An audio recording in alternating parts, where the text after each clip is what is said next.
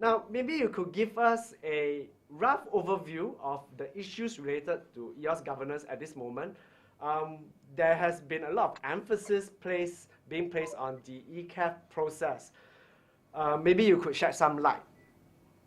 Yeah, I think the biggest single challenge that we currently face relating to governance is the fact that we are in this interim state without a ratified either a ratified constitution or as a consequence a ratified arbitration service. So where we are right now, for example, is that you look at ECAF and what it is. It's able to pass advice. It's not able to pass official orders that in any capacity.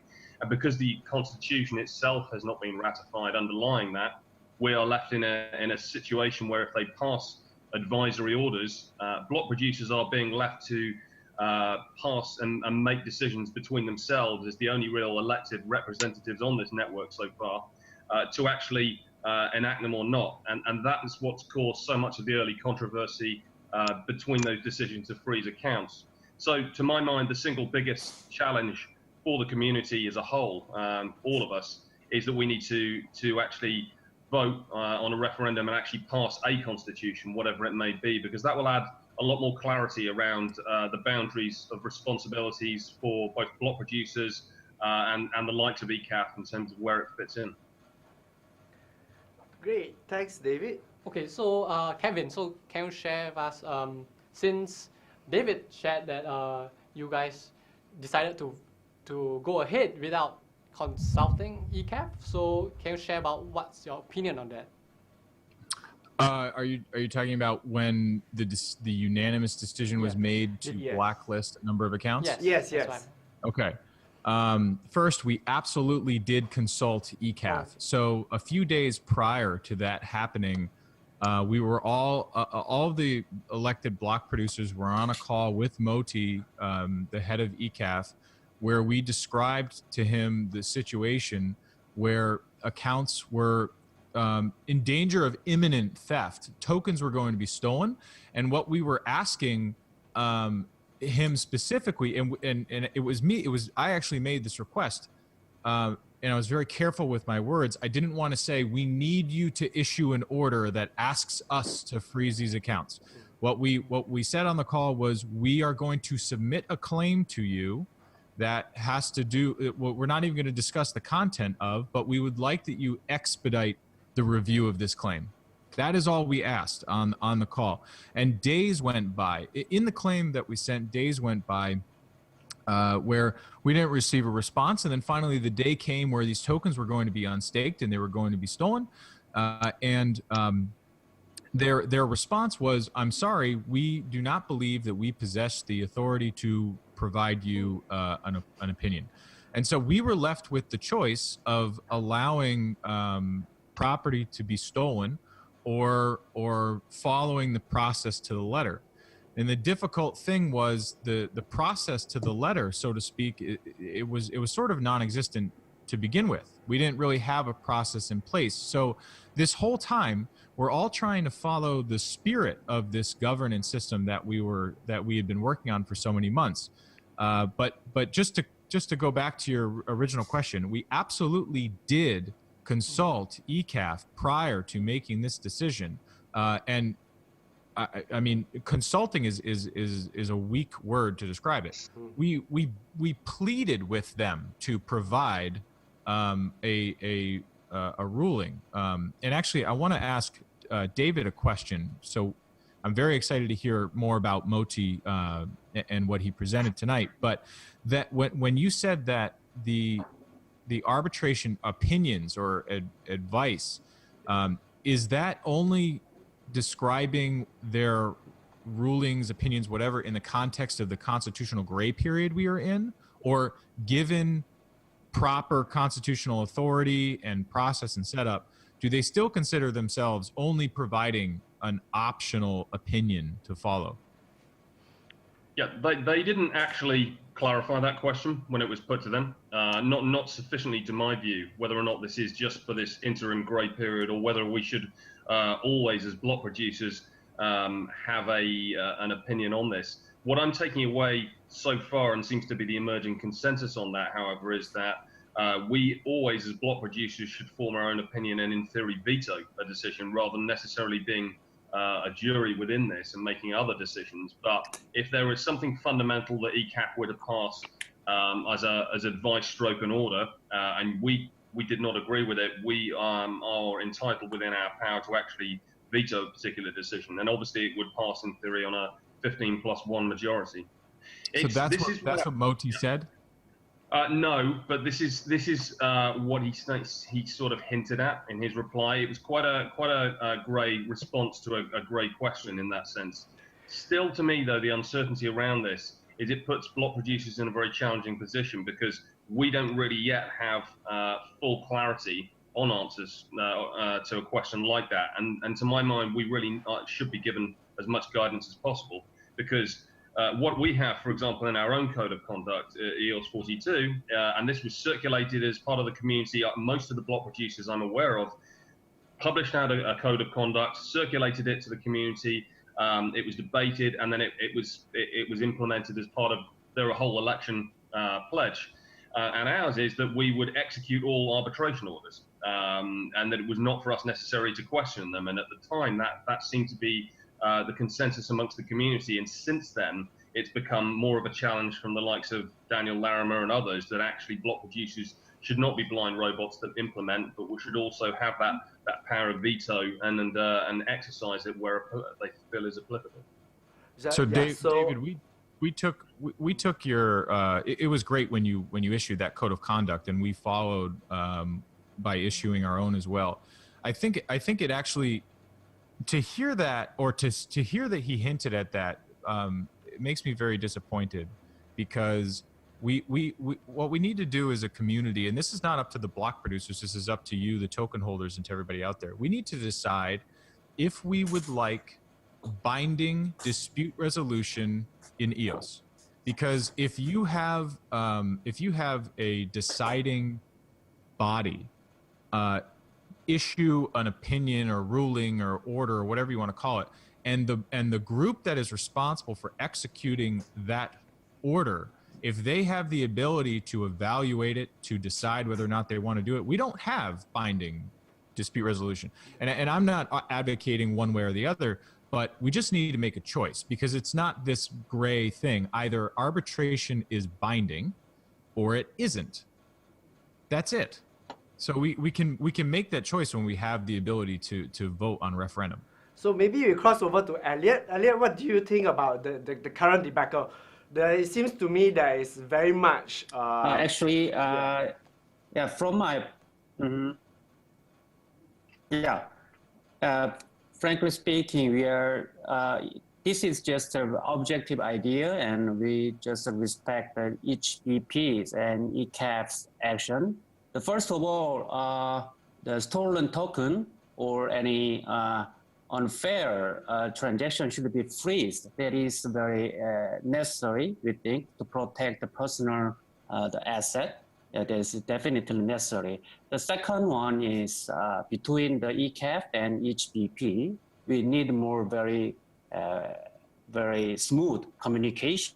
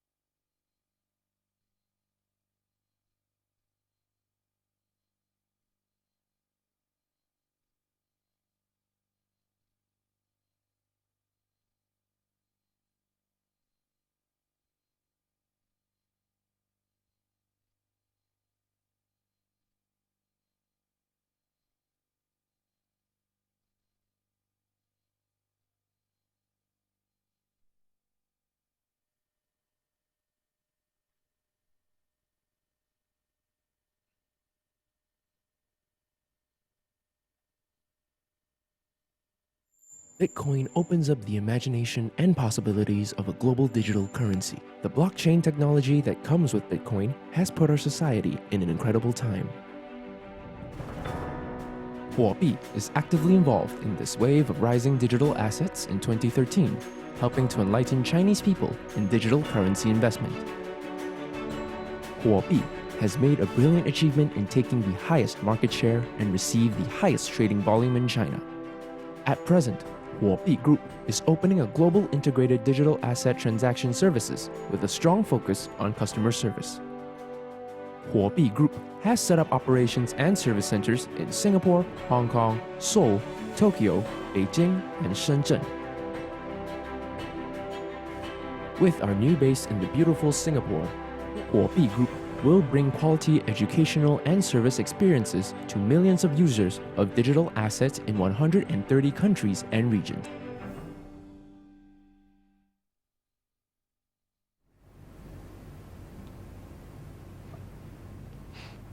And then random people, Dragon Ball. Hi everyone, thanks for joining us on Huobi Talk episode 37 today, where we'll be sharing on blockchain security. Today we are very lucky to have with us here Mr. Han Jing, blockchain security advisor and formerly from Twitter security team, and Mr. Yao Qijia, head of technology from Zilliqa. Thanks so much for joining us on Huobi Talk today. So can you guys introduce yourself to our live audience right now? Hello everyone, this is Jing Han. So it's great to be here today with Dr. Yao Qi. I obtained my bachelor and master degree from Fudan University in Shanghai, and then I came here to Singapore and got my doctorate degree from SMU, Singapore Management University, majoring in information security.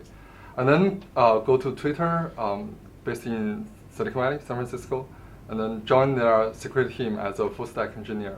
Later on became the engineering manager of Twitter's product safety team. So my team takes charge of protecting Twitter users from all kinds of different attacks. I joined Twitter, I stayed Twitter for about 4.5 years, and then recently left Twitter to start my own blockchain startup in Silicon Valley also. So Hanjin, why blockchain? Why did you choose Yeah, it's an interesting question. So I believe, many people believe, blockchain revolution is at the same scale of internet revolution. I'm not sure about whether it's up to the scale of internet, but I believe it's at least equal to or even larger than mobile internet revolution. So for example, just even for the cryptocurrency, which is the largest application on blockchain right now, even for that one, I think it will bring a lot of changes to the whole financial world. For example, originally we saw common users saw the assets in a centralized place, in a centralized company like banks. But now with blockchain, with the cryptocurrency, people can have more freedom. They can store their assets by their own. So they can really control their own assets. And I think that's the big revolution, big changes blockchain bring to the whole world, to the financial world. And there's a lot of interesting problems like security challenges in this new space. And whenever there's change, there's a revolution, there's changes, there are new opportunities. So I really want to, seek those opportunities and then, help. Super exciting. Right, definitely. Exciting space to be in. What about you, Yao Qi? Can you share more to the audience? Oh yeah. So hi everyone, I'm Yao Qi. So right now I'm the head of technology at Zilliqa and leading the tech team to build and deliver the sharding blockchain system, Zilliqa. And before that, I got my PhD from National University of Singapore. And my focus during that time was on network security and also the design of new consensus protocols. And during that time, I discovered the various bugs and design issues of Google Chrome browsers and also the Apple Safari browsers. And right now, together with our colleagues, we are trying to build this new scalable blockchain platform.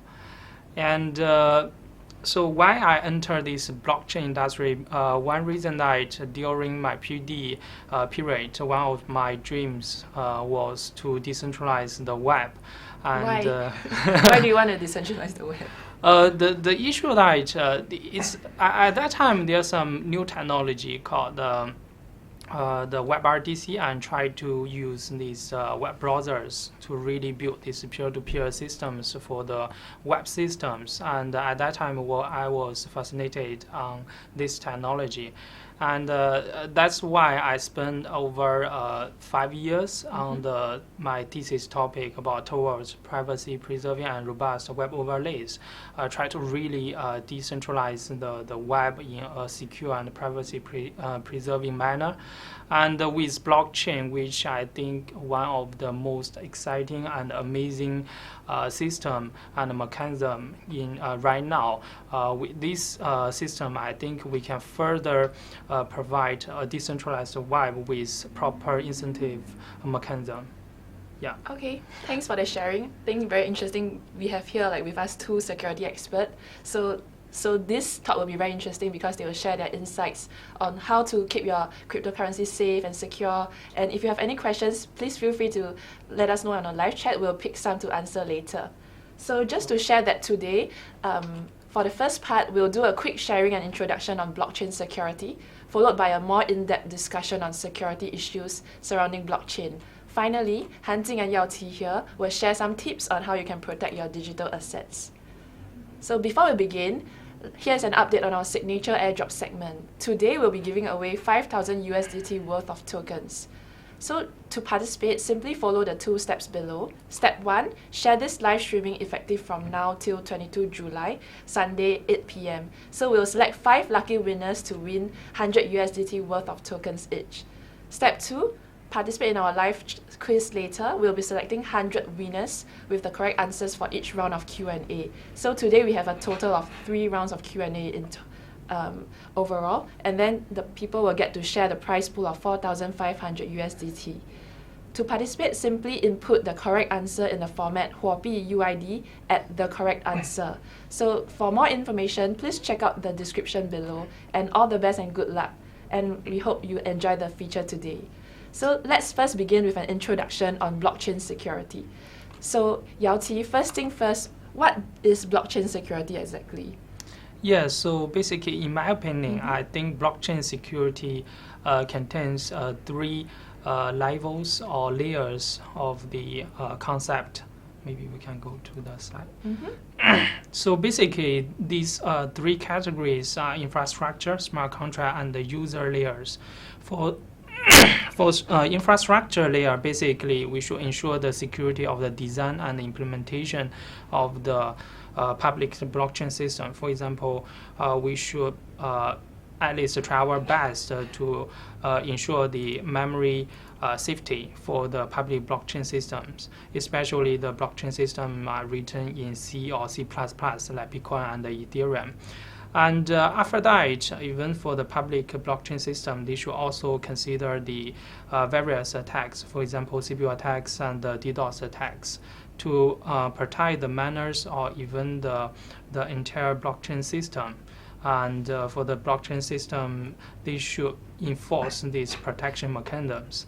On the second layer, for the smart contract, as we can see right now, there are a lot of ICO projects. They issue a lot of tokens using either ERC20 or even the NEP5 on NEO platform, and then it's quite challenging for the ICO projects to ensure that their token issuing contracts are secure. Especially recently, we saw a lot of these bugs and security breaches of the smart contracts, and later Hanjing may explain more about it. And on the third layer, basically, is for users. Right now, in blockchain industry or in the cryptocurrency world, everyone holds a wallet. Basically, we need to ensure the security of our private keys, and then we use desktop wallets, mobile wallets, or even hardware wallets to store the private keys. And at the same time, since we also use exchanges, we should keep our password in a safe place. So all these various aspects we should consider for blockchain security. Yaoqi, can I just check, because smart contract is only an aspect of blockchain technology, right? Yeah. So if you put it as the middle, so let's say Bitcoin doesn't use smart contract, so is it still like one of the key importance of blockchain security? Smart contract here, yeah, it's a good question. So smart contract here basically is quite a generic term, because even for Bitcoin, it supports the scripts. So even we don't call it, we can run smart contract on Bitcoin, but actually developers can use the scripts in the Bitcoin transactions to do some operations. And for these operations, actually, we should also make it secure. Otherwise, sometimes we may, the developers or even user may freeze their tokens in the smart contract or even in the scripts. So for blockchain security, would you say that all these three tiers are equally important, or is one more important than the other? For me, I think they are equally important, because for different layers, the target people are different. For example, for the infrastructure security, mostly the dev teams of the public blockchain projects. They should be responsible for the security of this entire infrastructure. At the same time, of course, the miner should also ensure the security of their mining machines. So on the other side, for the users, basically, since right now for cryptocurrencies, we don't have the centralized banks for all the currencies. We either store the currencies on the exchange or we keep the private keys. Then the responsibility basically rely on the users or the individuals themselves. Then we should keep our private key properly. Yeah. I think just elaborate on your question you had. The second layer, I think Yaoqi mentioned, is actually, as you mentioned, is more generic of a concept of smart contract. It's actually the application layer of blockchain, right? So it's not just smart contract. Bitcoin also supports certain degree of security. So it's just the dApps.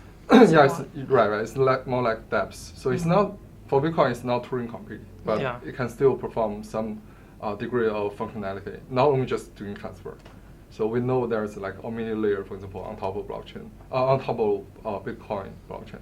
So they're like, they can provide certain functionality, but not as Turing complete as like Ethereum network, for example. Yes. So in terms of security, how do you think like this industry has fared right now, like at the moment? A lot more to improve on? Yeah, I think Hanjin can elaborate on this first. I think right now, for if you compare cybersecurity, traditional cybersecurity with the new blockchain security, I think they share a lot of common. Like for example, if for a new blockchain startup or blockchain product, blockchain company, not only they need to deal with all the new changes like Yaoqi mentioned on those three layers, right? Infrastructure, application level, user level, but also, for example, Huobi as exchange.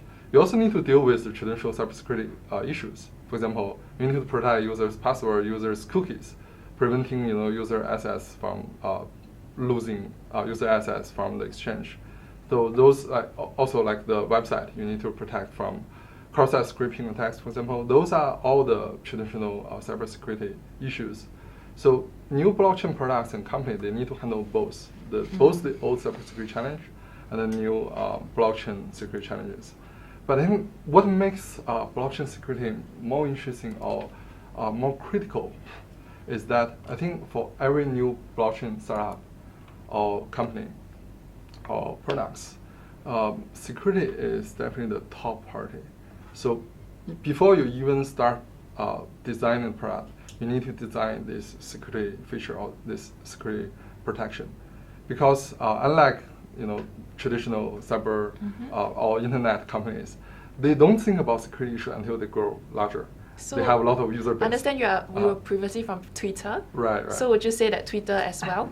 Twitter security only comes after? If you're saying about I can only guess that, because when I joined Twitter, it's already pretty big. Yeah, but I think it's pretty common for most of the internet companies. So until they have certain user base, they don't really think security is the main issue they need to face.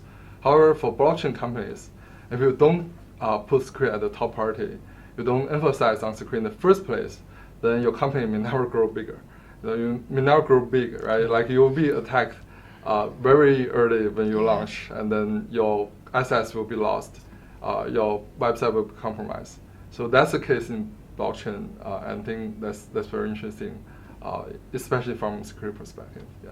Yeah, so it's like entirely a new challenge because not only does blockchain company have to deal with cyber security, now there's another layer of blockchain security. So it's like both aspects you guys need to deal with. So are you up for it? How is it so far? Hopefully, not just us, but the whole community is up for it. I think we are emphasizing more and more on security, especially during the last several years of security breaches on new blockchain products or companies. Yeah, people are knowing this is the key issue, and for example, Huobi or other exchanges are putting more efforts, right, more resources into protecting the platform. Yeah. So, Yao Qi, can you share more on how cryptocurrencies are stored? Because, like, for example, as an user, I may know where to get cryptocurrency, where to trade, but I kind of am not sure on how exactly are cryptocurrencies stored. I see. So basically, quite different from this traditional like cash or even fiat. So basically, we directly trust different banks, and then banks will be in charge of our currencies. And we just hold a password or even a token, and then we can have the access to our accounts, and then do the transactions and transfer our currencies to the other people. And quite different from the traditional industry in the blockchain world. Basically, we have this concept in computer science called public key and private key pair. And you just treat the public key as your wallet, and then when you want to transfer some cryptocurrencies from your account to another account, you need your private key to sign it, and then you can issue a transaction to to transfer the token from yourself to another user. And then here we have two concepts. One is the public key or the wallet address, and second one is the private key. So basically, on the existing blockchains, either Bitcoin or Ethereum or EOS, basically we can see our balances, not just us, also for everyone. So basically, everyone can check the balance of a specific wallet address, and also all the associated tokens for this address. At the same time, we know another concept called private key. Right now, we don't say password. All the people is in the key like a line of code? It's not a line of code. It's sort of a line of random characters, and then you need to store this private key properly. When we say we need a secure wallet and to store our accounts or store our secrets, and that means we try to secretly store this private key. So either in our mobile wallets and desktop wallets, or even in the hardware wallets. And sometimes when we use exchanges, right? Basically, the exchange will help us to protect our private keys. So in this case, we sort of have the trust in the exchanges. But in the crypto world, it's sort of people have the freedom to protect their own assets by themselves. They don't need to trust a third party, so they can basically protect their own private key and do all the transactions by themselves. So that's sort of the freedom, and most of the pioneers in the blockchain area, they lack blockchain because they have the freedom to like protect their to choose and how to store their assets and how to spend their assets. Yeah. It's very different from the traditional assets. So on blockchain, all the currencies, like all the crypto coins, are stored on the blockchain publicly. So what users we need to store is actually the private key, which is the right to spend those coins. So that's very different from the traditional banks, right? So, and that's the core difference between the new blockchain world about the asset storage compared to the traditional financial world. And also, like traditionally, like if your money is in the bank, it doesn't mean you own it. Like if you go to iBanking, you see this amount, it doesn't mean you have it, right? It's just what is stated. Right. Who knows, they may run away with your money. Well, if bankrupt, the asset they just vanish. That could be the case, yeah. So, Han Jing, can you share more on what is the difference between hot and cold wallet? since we yeah. are talking about how cryptocurrencies are stored. Right. So, as I mentioned, cryptocurrency themselves are stored publicly on the blockchain, but users will need to securely store the private keys, which is their right to spend those cryptocurrencies. Yep. So in general, I think the wallets which storing the private key can be categorized into two main types: hot wallets and cold wallets. So hot wallets are the wallets that always connecting to the internet, always online. And That's cold why wallets, hot, right? Because right, active. Yeah. And then cold wallets will usually store the private keys offline with some hardware support. For example, those hardware wallets belong to cold wallets. So there are some examples for hot wallets. For example, MetaMask is very well-known hot wallets, which works only on Ethereum and ETH ERC20 tokens.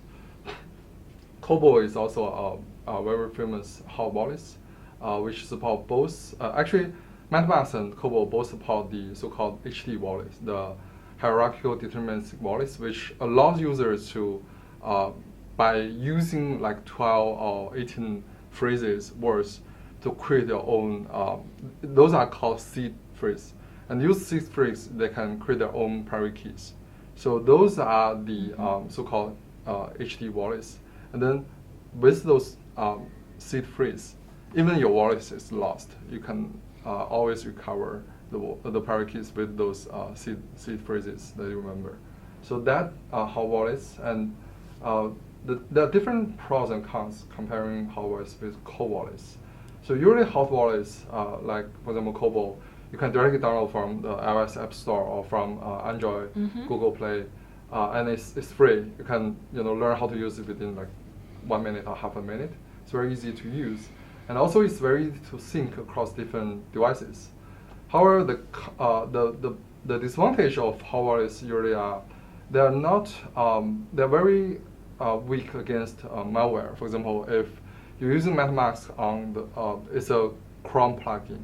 So if you're using that on your laptop and then your laptop is compromised with malware, then the malware can modify or steal your access directly.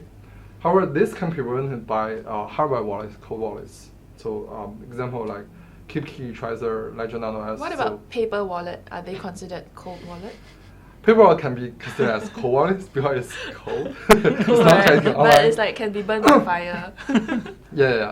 But paper wallets are very difficult to use, and it can be lost very easily. However, hardware wallet, you can also recover the wallet, like even the hardware itself is lost, because it's also generating the private keys using the seed phrases. Yep. So as long as you remember seed phrase, you can buy another hard wallet and then recover all the private keys you purchased on, so your assets won't be lost.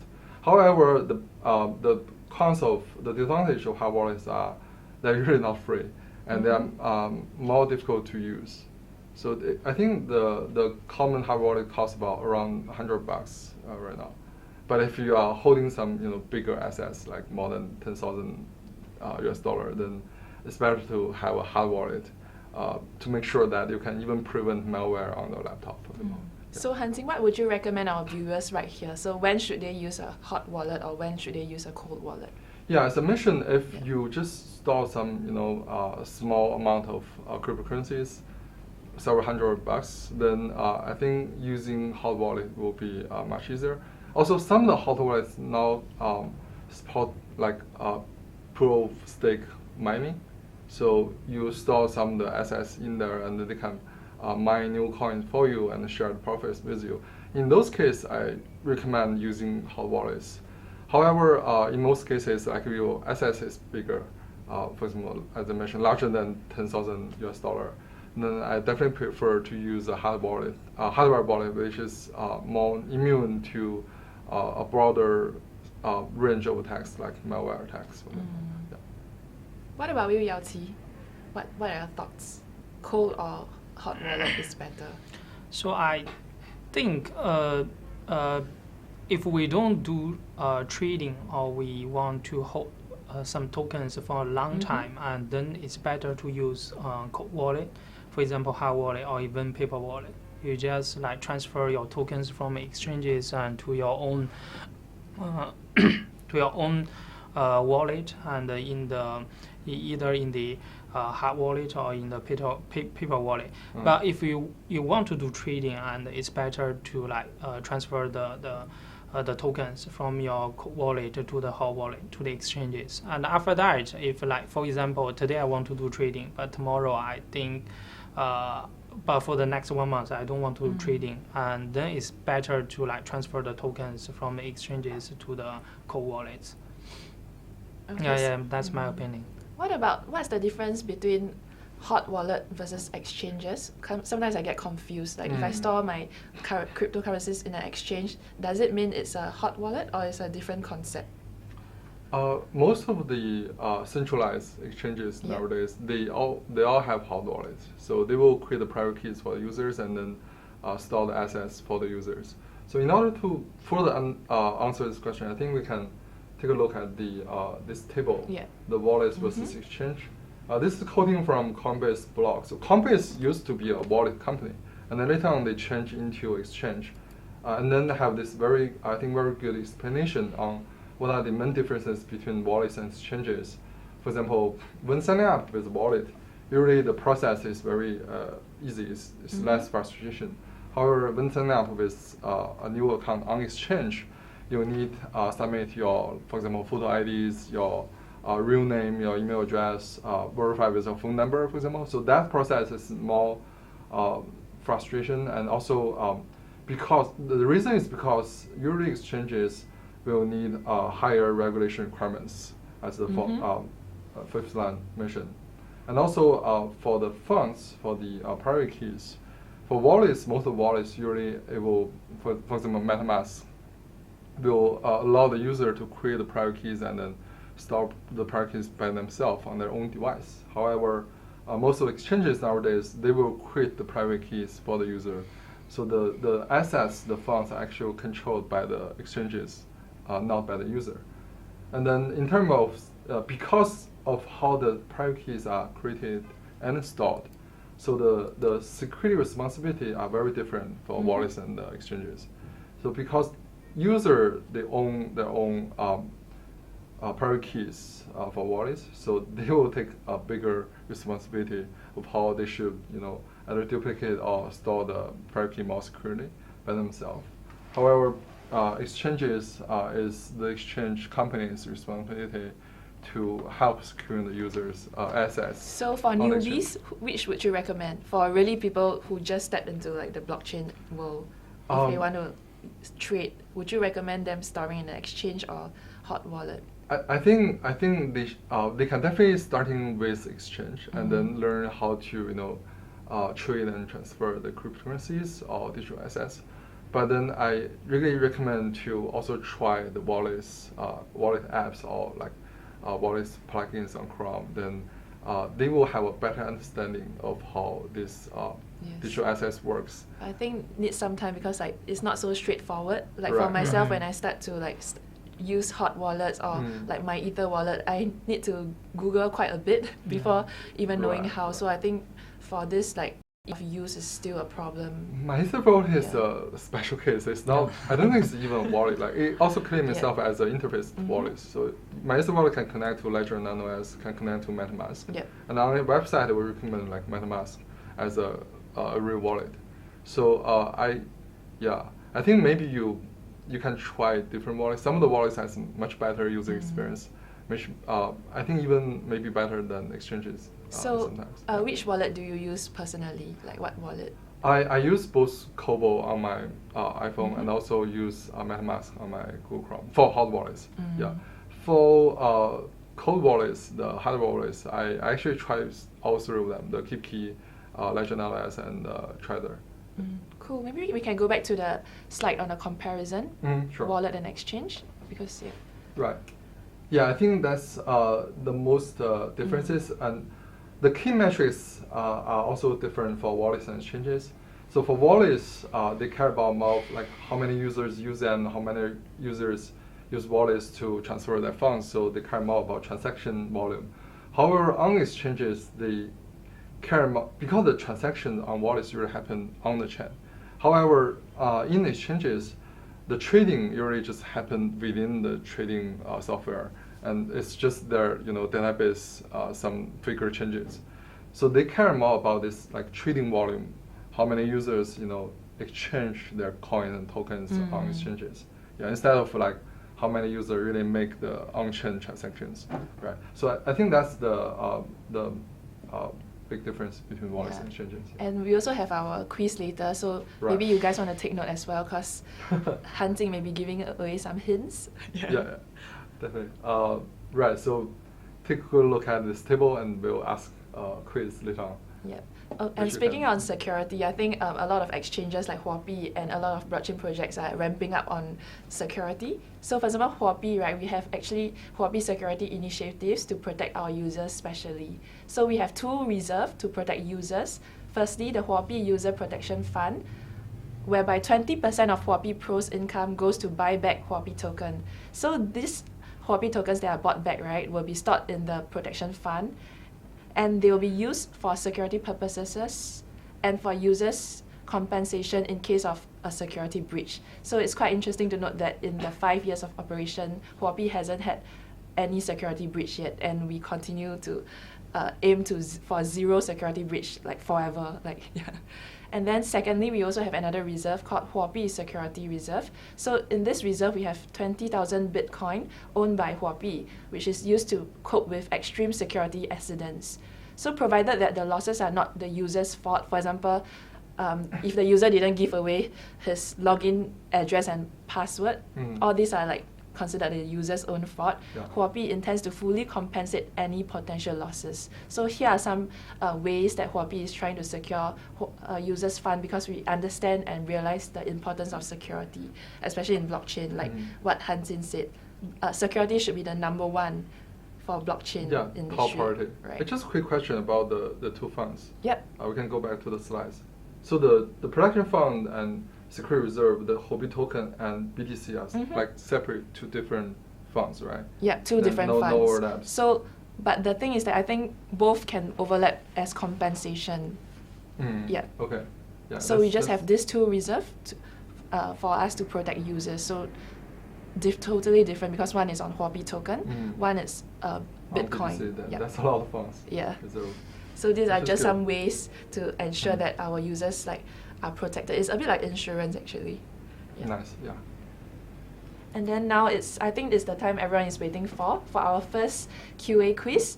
So just to share a bit, today we have 3 exciting rounds of Q&A, where we will be selecting 100 lucky winners for each round, who will share 4,500 USDT worth of tokens in total, which is equivalent to around 15 USDT worth of tokens for each lucky winner.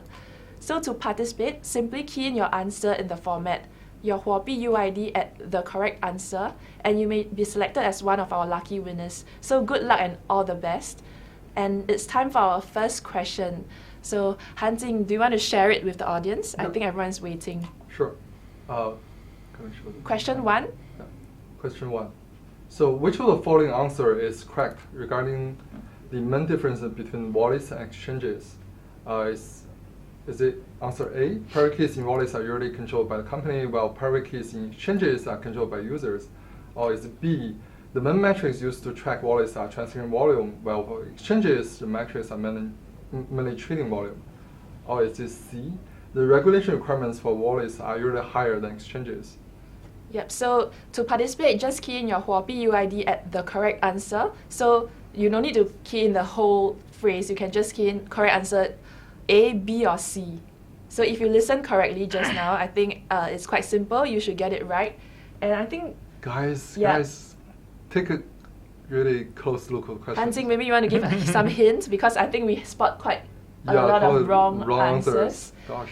So we'll flash the question again. Let's see the question again. Or we can actually look at back the table if possible. But okay, let's get back to the wallet and exchange table, if possible.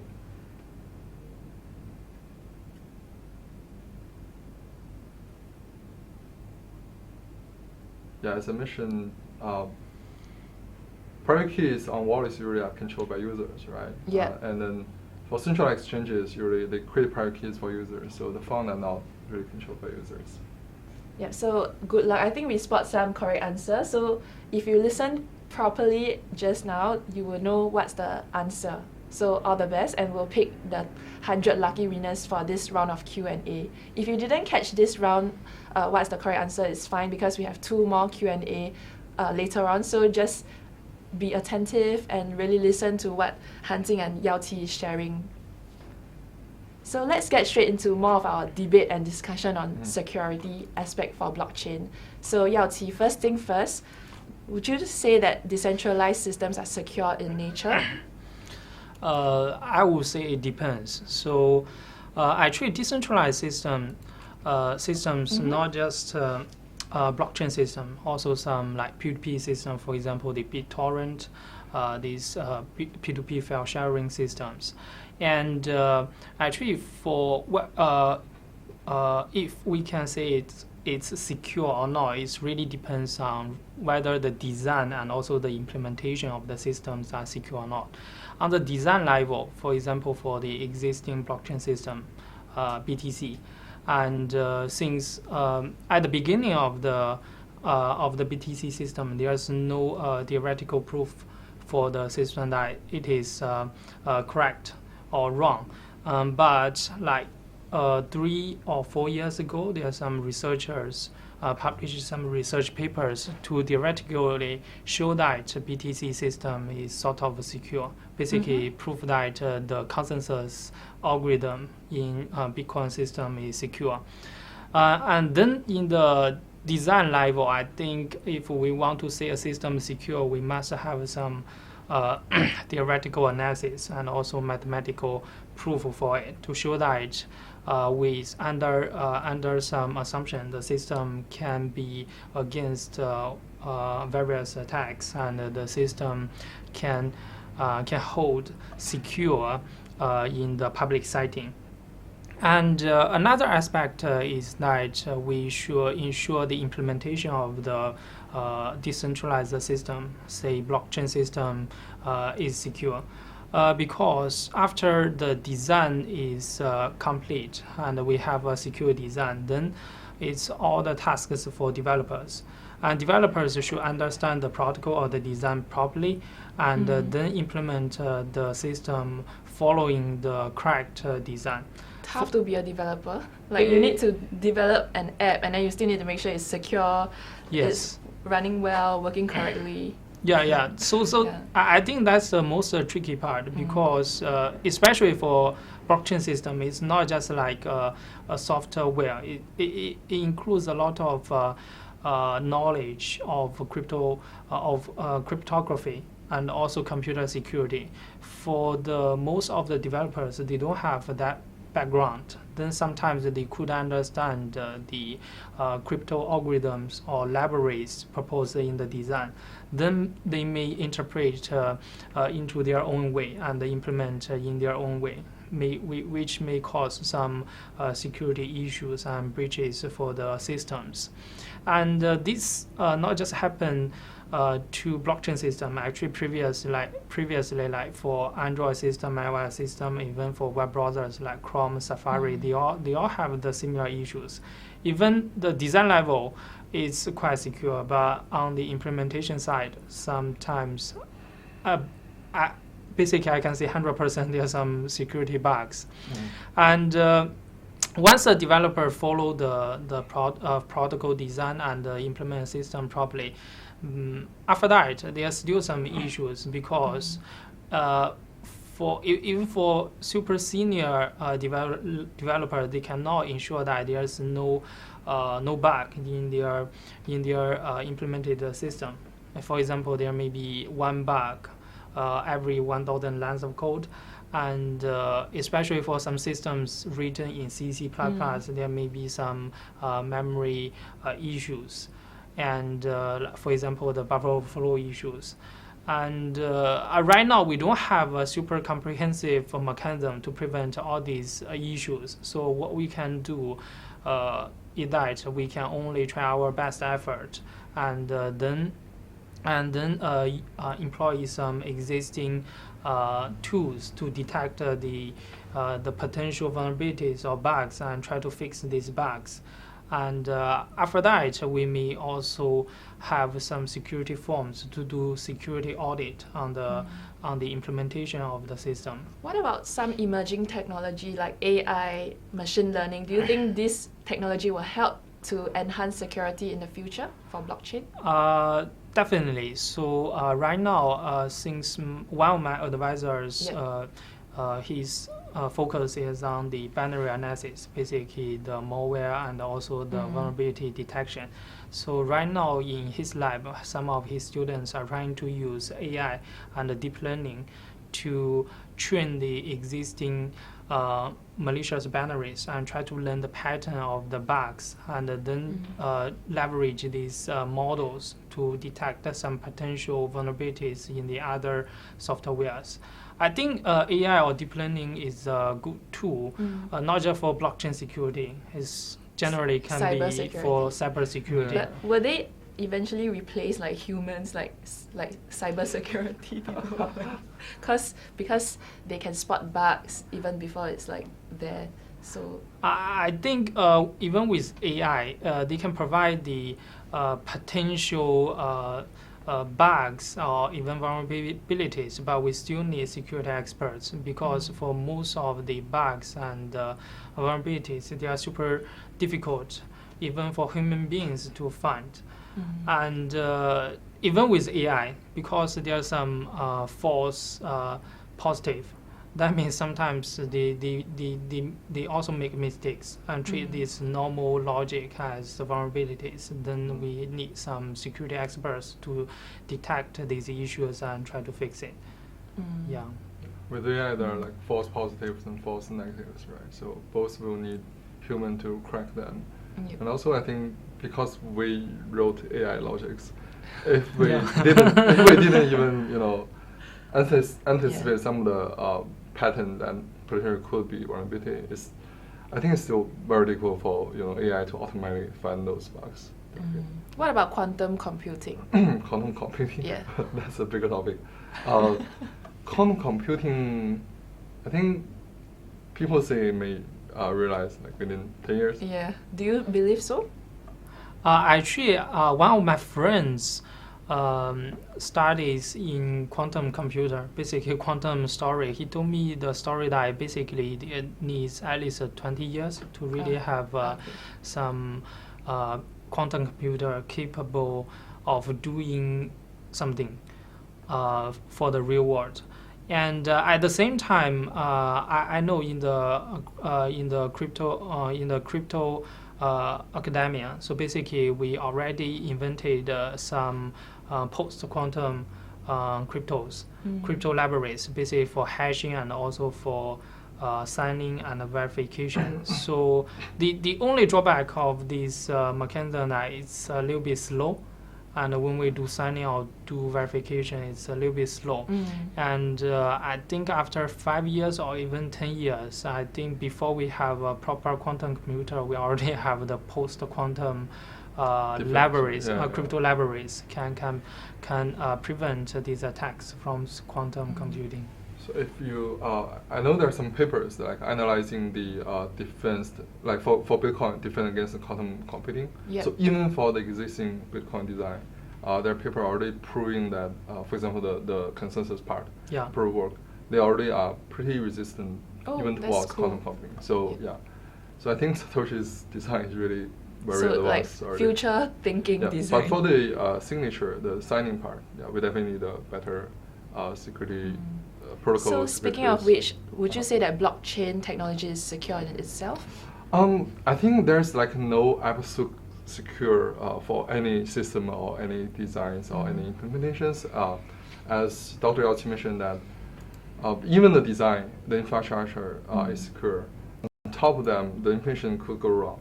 However, if you consider right now the scale of all the security breaches in the blockchain world, it's actually not big, although we saw the news all the time. For example, recently there has been a lot of news as well. Yep. But if you look at the most serious blockchain incident happened back in 2014, which is the Mt. Gox exchange security breach.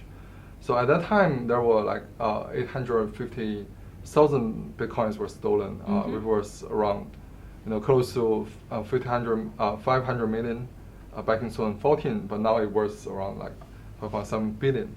It looks big, and this is definitely the biggest, security breach. 850,000 Bitcoin is a lot. Right. It's a lot. It's like I think 4% of the total Bitcoins. But even with this, the later on other big blockchain incident didn't even pass the scale of like 100 million. But even with the biggest blockchain incident, if you consider comparing with the, for example, one type of the security issues with traditional financial industry, for example, the credit card fraud. So in 2016, credit card fraud alone. Just one credit card fraud or the entire industry? The entire credit card industry fraud. But that's just one aspect from the financial world, right?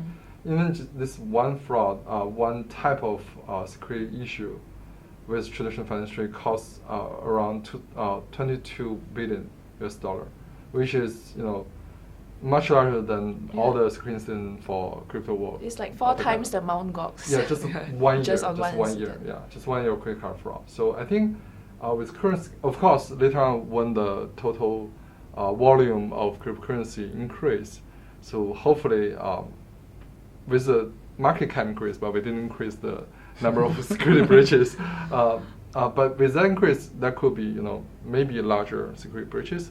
But so far, I think even there are so many news on cryptocurrency issues or blockchain security incidents, but scale is not really as big as the traditional financial industries. Yeah. So Cool. And I think also in this industry, bounty hunts are quite like a lot. There's a lot going on. Like a lot of projects have bounties for security or this, which is quite interesting because it kind of shows the essence of blockchain, how we want to create a community, a decentralized community. So people are also crowdsourcing security efforts as well. Yeah. We have bug bounties in Twitter, Facebook, Google. As so well. in the traditional traditional internet companies. However, I think nowadays more and more blockchain companies, startups, they also start having bug bounty, which will definitely help them, finding more script bugs before the real hacker did. So the bad hat reporters, they can help with improving the blockchain security altogether. But with that, actually, I'm curious, does Huobi has a bug bounty program? So far, no, but maybe Okay. in the future, in the pipeline. Okay. You have so much, security protection funds. Yeah. I mean, even Maybe 1% of them some you can can, be, you can put as a bug bounty potentially. rewards. Yeah. Okay. So speaking of all this, right, I think another issue for blockchain security is about scalability, and there has been Vitalik talk about scalability trilemma in blockchain, whereby for scalability, for a blockchain to scale, it has to compromise maybe decentralization or security. So like an example is CryptoKitties. So with these CryptoKitties, right, it already clog up the entire system. Like transaction is very slow. Yeah, so I think that's one of the major problems. Yeah, CryptoKitty appeared end of last year, and then definitely congest the whole Ethereum network. But also, I noticed recently there's a World Cup. Yeah. So last Saturday and Sunday, I was trying to send some Ethereum to my friend, and then the gas fee was so high. Like normally it's around the safe gas fee is around 2 GB, 4 GB, 6 GB. But during that time, I have to use 200 GB to just send one transaction to my friend. I finally sent it, but it costs a lot of money, like much larger than what I used to use. It's like 100 times larger, which shows that the current Ethereum definitely has these scalability issues. But I know Vitalik already proposed two type of solution, right? The sharding and plasma. So both are solving the scalability issue with different aspects. And I hope they can be implemented very soon. Maybe Yao Qi, you want to share more on what is the scalability trilemma? Because maybe the viewers out there may not actually know what it exactly means and how it impacts the entire blockchain industry, because a lot of blockchain kind of face this issue. Yes, so basically I can take Bitcoin as an example. Yeah, maybe we can flash the slide. Bitcoin and Ethereum as an example. Right now, for example, Ethereum has over 16,000 nodes or miners in their network. That is sort of, we can say it's a quite decentralized system. So we have the decentralization. At the same time, as we can see, from 2009 until now, already 9 years, and Bitcoin system is running quite well. And at the same time, there's no big security issues for the Bitcoin network. And there are also a bunch of research papers proving that Bitcoin's consensus protocol is quite secure. So we have security at the other side. However, in the end, as we can see, Bitcoin can only process like less than 10 transactions per second, and Ethereum right now can process less than 20 transactions per second. So these are the issue of the scalability, and also as Hanjing and Yunhan mentioned, the CryptoKitty may cause the network congestion of the Ethereum network. Yeah. So there are a bunch of ways to increase or to solve the scalability issue. For example, you can increase your block size. Is sort of the failed hard fork of Bitcoin set with 2x, and also the Bitcoin Cash, they increased the block size from 1 megabyte to, like, for example, 22 megabyte. So in this way, we can sort of boost the TPS from like 10 transactions per second, maybe to 20 transactions per second. However, it cannot be 100 times factor to increase the throughput. We can also have this off-chain solution, for example, Lightning Network for Bitcoin and Reading Network for Ethereum. These solutions are off-chain and try to solve the issues of payment network. However, for this solution, we basically don't have the decentralization advantage. Because for off-chain solution, we just need some off-chain servers to process the transactions and finally put this settlement transaction on-chain. Then we cannot have the advantage of decentralization of the blockchain. And another solution is this delegated protocol. Basically, is, as we can see, US or some other systems with 7 nodes or 21 nodes or even 51 nodes to run the consensus protocol. The advantage is that basically with less nodes in the network, you can finish your consensus protocol and produce a block in a very fast manner. However, people, especially the community members, may complain that you may have the trade-off of the decentralization. You have a small amount of nodes to run the network, and then they may be the target of the attackers, and the attackers may easily take down the entire system. So that's the complaints from the community. And on the other side, as Vitalik and us, Zilliqa proposed, we try to use sharding to solve the scalability issue without the trade-off of security and decentralization. So the idea is quite simple. So we still have these large amount of nodes in the network. For example, like 20,000 nodes in the network. But we divide these nodes into different groups, and and each group just process a different set of transactions. It's like a divide and conquer. So in this way, we don't have the trade-off of decentralization, as we still have so many nodes in the network, but we just assign different tasks for them to do. And however, the tricky part is that, can we have the slide? Yeah.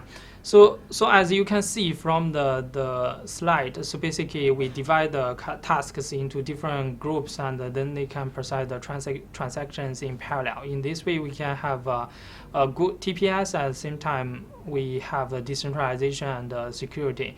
Ethereum is proposing to do state sharding, and our Zilliqa is proposing another way to do the sharding. For example, network transaction and also smart contract sharding. The good thing for us that we did this research work of the sharding back to 2015, and we published a research paper on this top security conference. And it's sort of the first time for academia to have this sharding strategy for public blockchain. And next slide, please. next slide. And however, the tricky part of sharding, or from the security perspective or sharding, like once divide and conquer is a simple concept. But how do you divide and conquer? So basically, how you assign the nodes into different shards within to maintain the security of the entire system is quite tricky. So basically, we use POW and to prevent CPU attacks, and then use some random bits in the POW solutions to randomly assign the nodes into different shards. And after that, we also have some smarter ways to shard these transactions and process transactions in different shards in a secure manner. I think for the details, you can check our blog post, and if possible in the future in Huobi Talk, I can explain more. Yeah, I but think for today sharding concept, there's so much to cover. Yes. And Zilliqa is a very interesting project. So Yeah. in the future, like Zilliqa is welcome on Huobi Talk, where we can really talk more about the technology behind Zilliqa and more on sharding. Yeah. Yes. If not, I think this live streaming will go on for forever. 3 more hours. Yeah. Okay, so another news, right, is very recent news on Bangkok DEX security breach. So this has been in July, just 10 July, where there has been a 12 million hack, which kind of sparked backlash over decentralization claims. So Han Jing, can you share your thoughts, and what do you think what's the repercussion for this, and what it means for the wider blockchain industry? Yeah, from what I read from the news, that the bunker actually, I think they lost one of their wallets, which is the wallet address can be the private key can be used to upgrade their main contract that's which used to do the decentralized trading. So that wallet's private key is stolen. So that's why caused a lot of their funds to be stolen from the exchange. But at least I think they claim that the user funds, because it's a decentralized exchange, and users usually control their own private keys on those exchanges. So that's why user funds most of user funds were not touched or affected by this attack. I think it doesn't matter whether it's a decentralized exchange or not. So this incident itself just happened to one of the admin wallet, for example. So if even it's Huobi or other exchanges, if one of the admin or buffer wallet was stolen, then a similar issue will happen, right? Yeah. Some of the funds will be stolen. You wouldn't say this is a problem of decentralized exchange. It just happened to occur in the... Yeah, it's happened to occur with this decentralized exchange, but I don't think it has anything related to decentralizing the exchange itself. Yeah. And I think recently Vitalik also, he was quite how to say? Quite angry about centralized exchange, telling centralized exchange to burn in hell. So what are your thoughts? Do you think centralized exchange should burn in hell? Well, Huobi. Just kidding. Yeah. If we should burn in hell, then this live streaming should be burning in hell or something. No, not really. I think that's separate issues, right? Yeah. Yeah, I think the live streaming definitely share a lot of good knowledge with all the But at this stage, users. do you think centralized and decentralized exchange are good for the blockchain ecosystem in terms of security, in terms of getting more people on board, adoption rate increasing for the blockchain industry? Yeah, I think the common users or even the community are not really ready for well-adopted decentralized exchange. For example, as you mentioned, some new users to the crypto world. Yes. It's very natural for them to register on centralized exchange, and then the exchange help them create the private keys, create their wallets, and then they can directly trade on the exchange. That's very easy for the user, to learn how to interact with the blockchain, the new crypto world. And also, I think right now for decentralized exchanges, because there are less users use them and all their transaction has to be happen on the blockchain. So we know, just Yaoqi mentioned the Ethereum network, right? Right now can only process up to 15 transactions per second. That's pretty slow compared to just 1 second, 1,000 of transactions on centralized exchange could happen. So with that slow network and slow transactions, there's not enough liquidity in those decentralized exchanges, so that even you buy several coins, they could pop up or drop down the coin on those the price of those coins on the decentralized exchanges. So users, if want to do more tradings or faster trading, they still need to rely on centralized exchanges right now. So that's in terms of like usability and also the performance of the exchanges. Yep. So maybe you want to share more on the exact differences? I think there are a bunch of pros and cons for both decentralized exchanges and also centralized exchanges. And I think we can go to the next slide.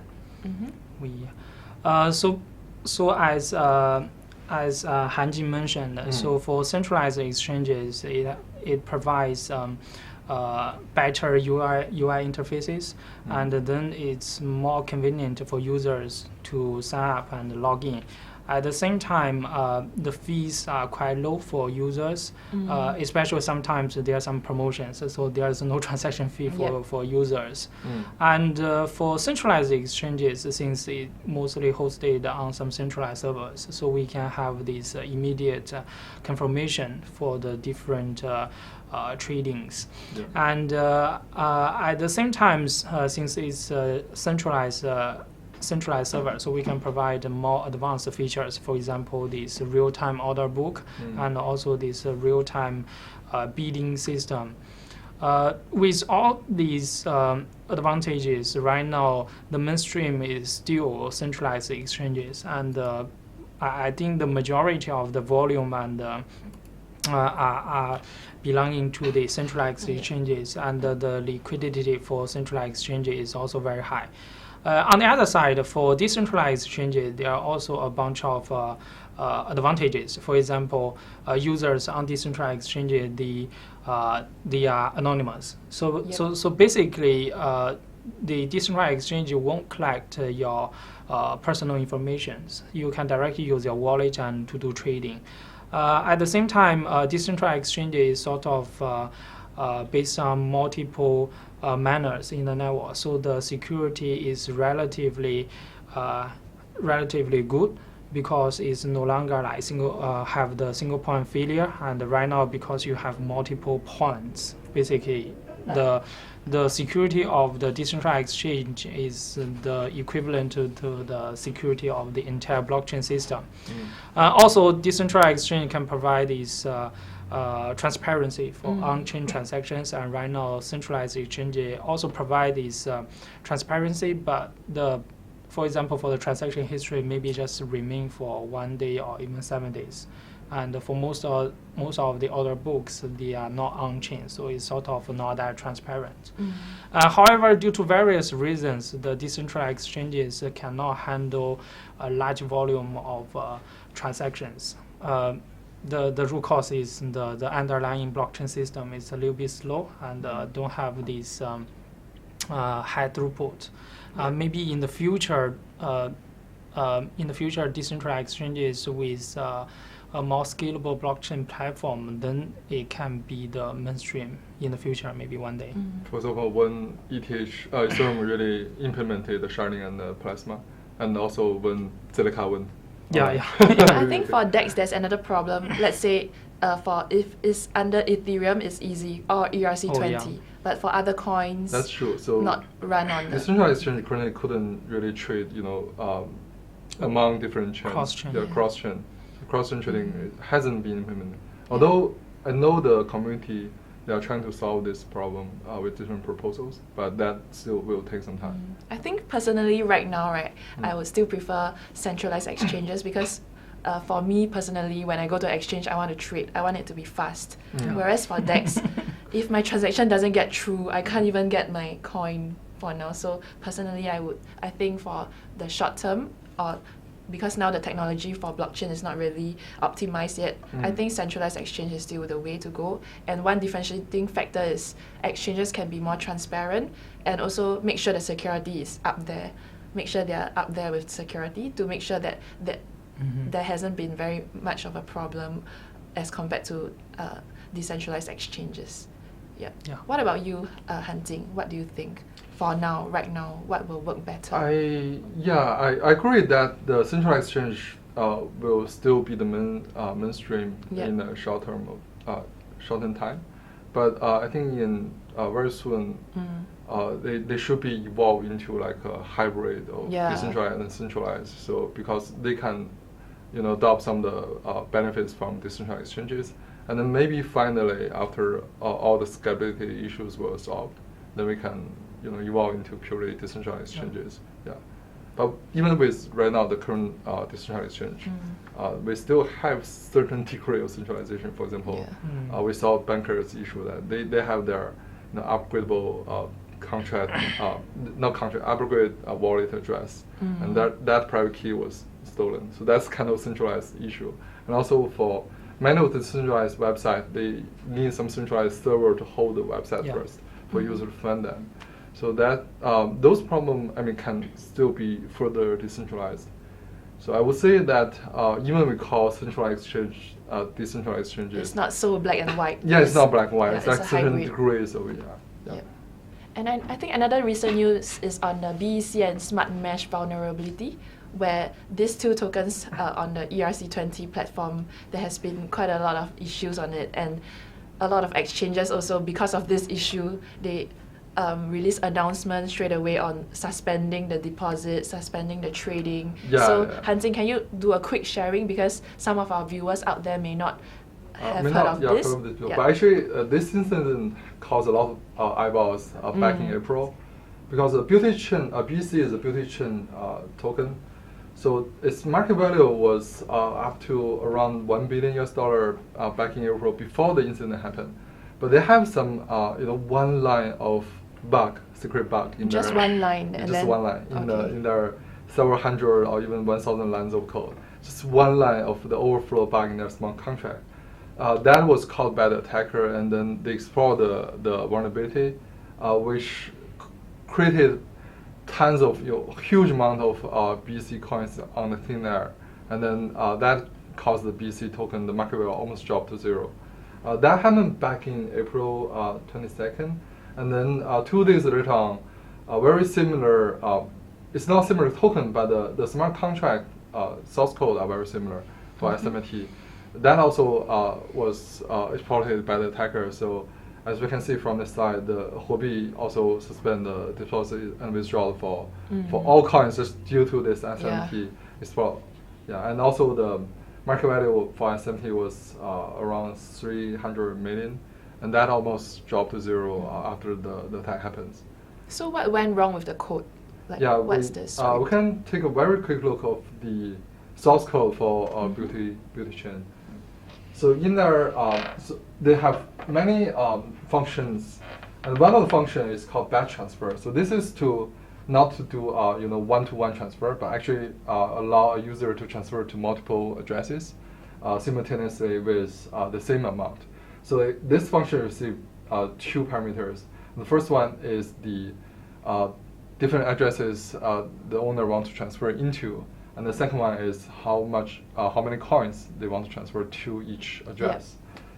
On line 3, this is where the bug happens. So there's line 257. Yeah, 257 actually.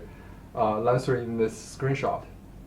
So actually within all the smart contract, the developer use safe libraries called safe math library everywhere when doing the mathematical operations.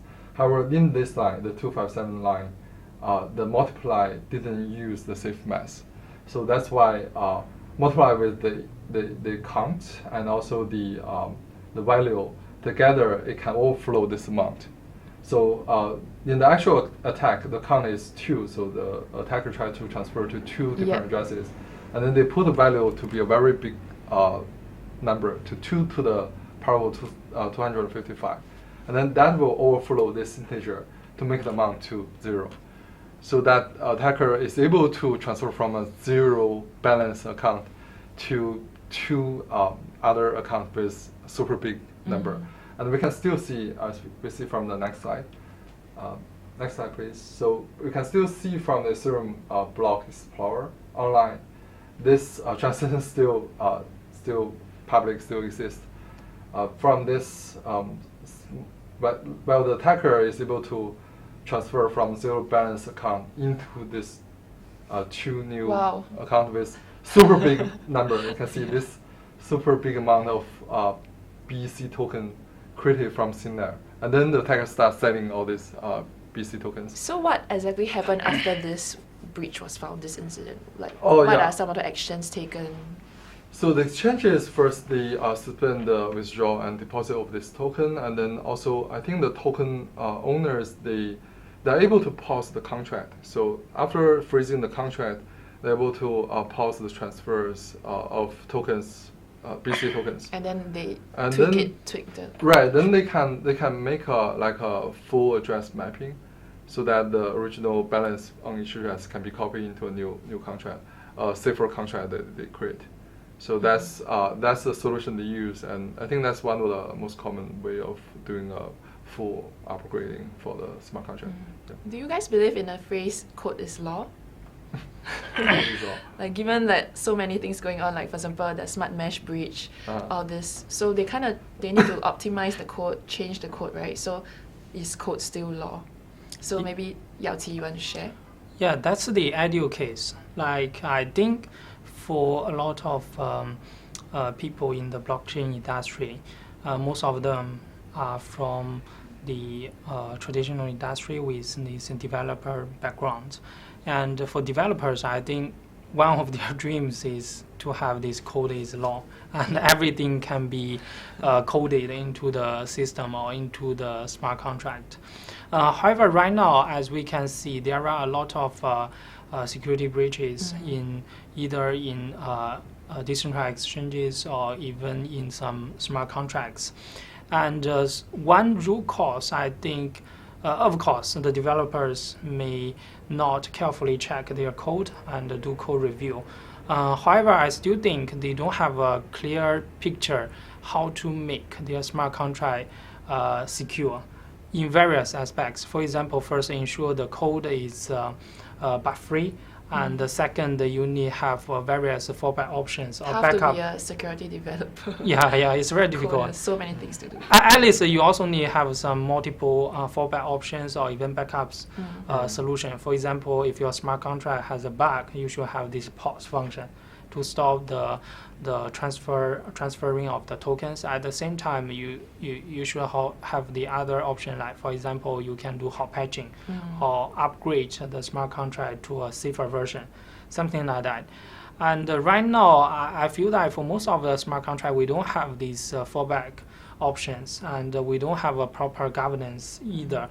And then for the current situation, if code is law, then it's quite risky for investors. But in the future, if we have all these security mechanisms, especially a lot of these fallback options, then I think it's a good timing at that time to say that code is law. What about you, Hanjing? What's your thoughts on this? Is code law? I actually believe code is law. I mean, the code could be coded wrongly, like different from the developer's original meaning, but the code is code. Like the machine will run the code exactly as what is coded. But if it's coded wrongly, so it's fine because code is law. Like if you from machine's perspective, they are actually really running the code in the way that is implemented. But it's the developer's responsibility to make sure that the way they code it is really the way they want it to perform.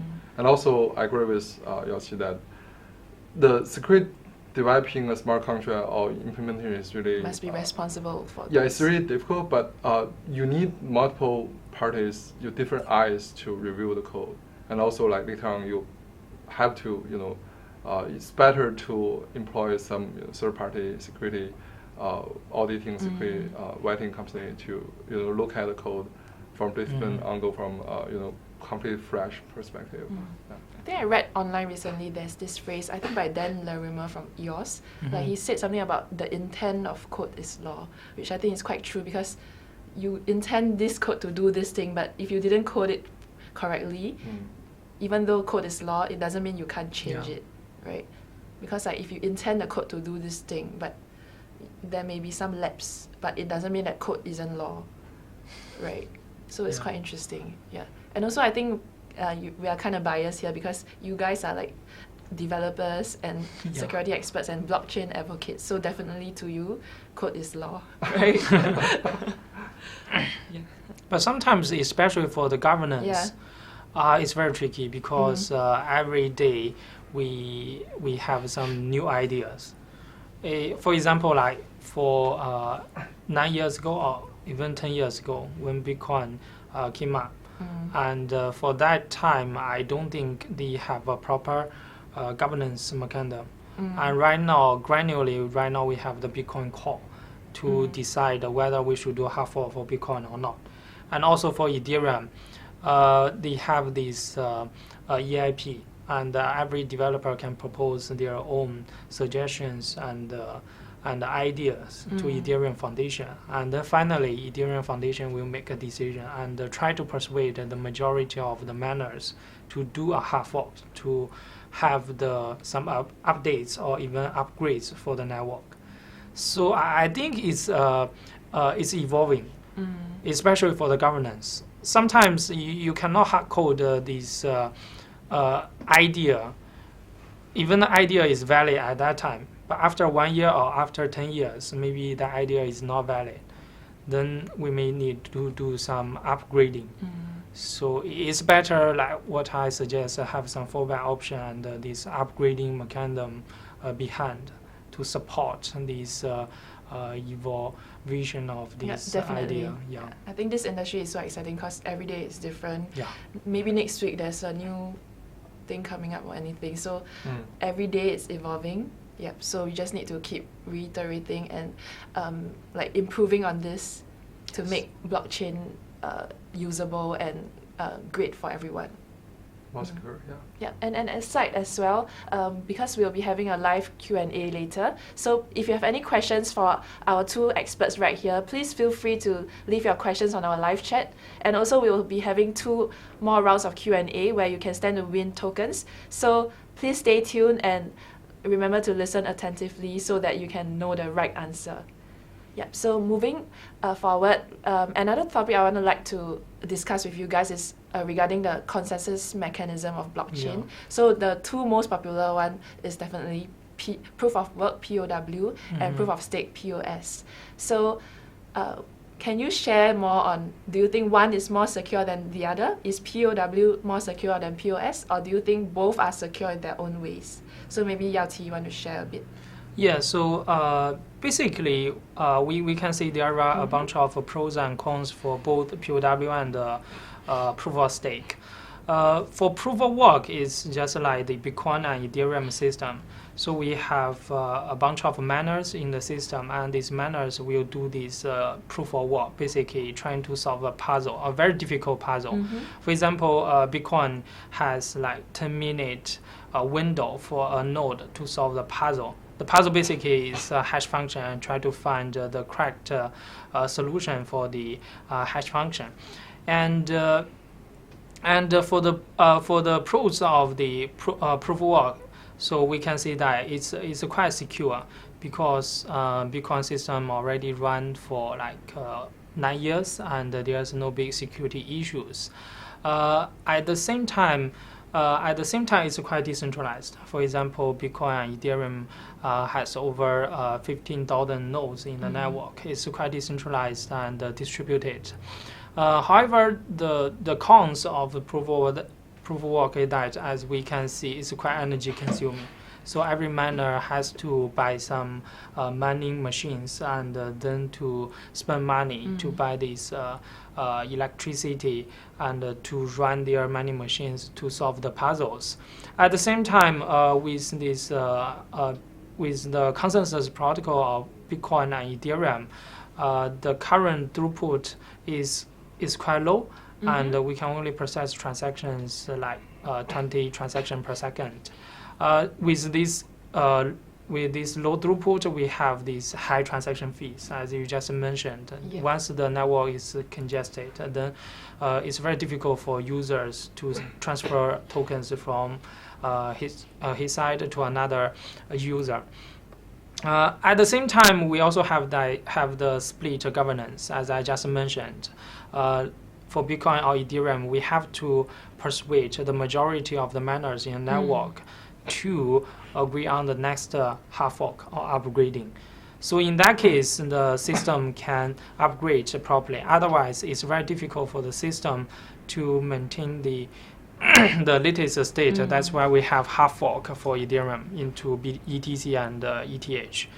On the other perspective, for proof of stake, basically, instead of doing this mining or doing this hashing to solve the puzzles, for proof of stake, it's relatively simple. Basically, it depends on how many tokens you have. Then the power, more tokens you have, the more power you will have on the voting precise in the consensus protocol. So in this way, we can have a relatively small set of nodes to run the consensus protocol for a network. For example, US has 20 nodes, block proposers to do it.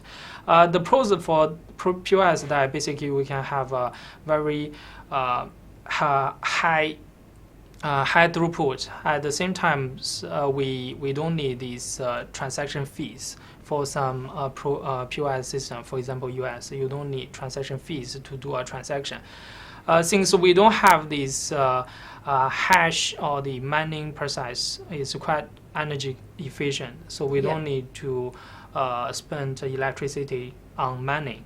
At the same time, since the stakeholders in POS systems are the miners in this system, so they don't have the split view. So in this case, if we want to do an upgrade, we don't need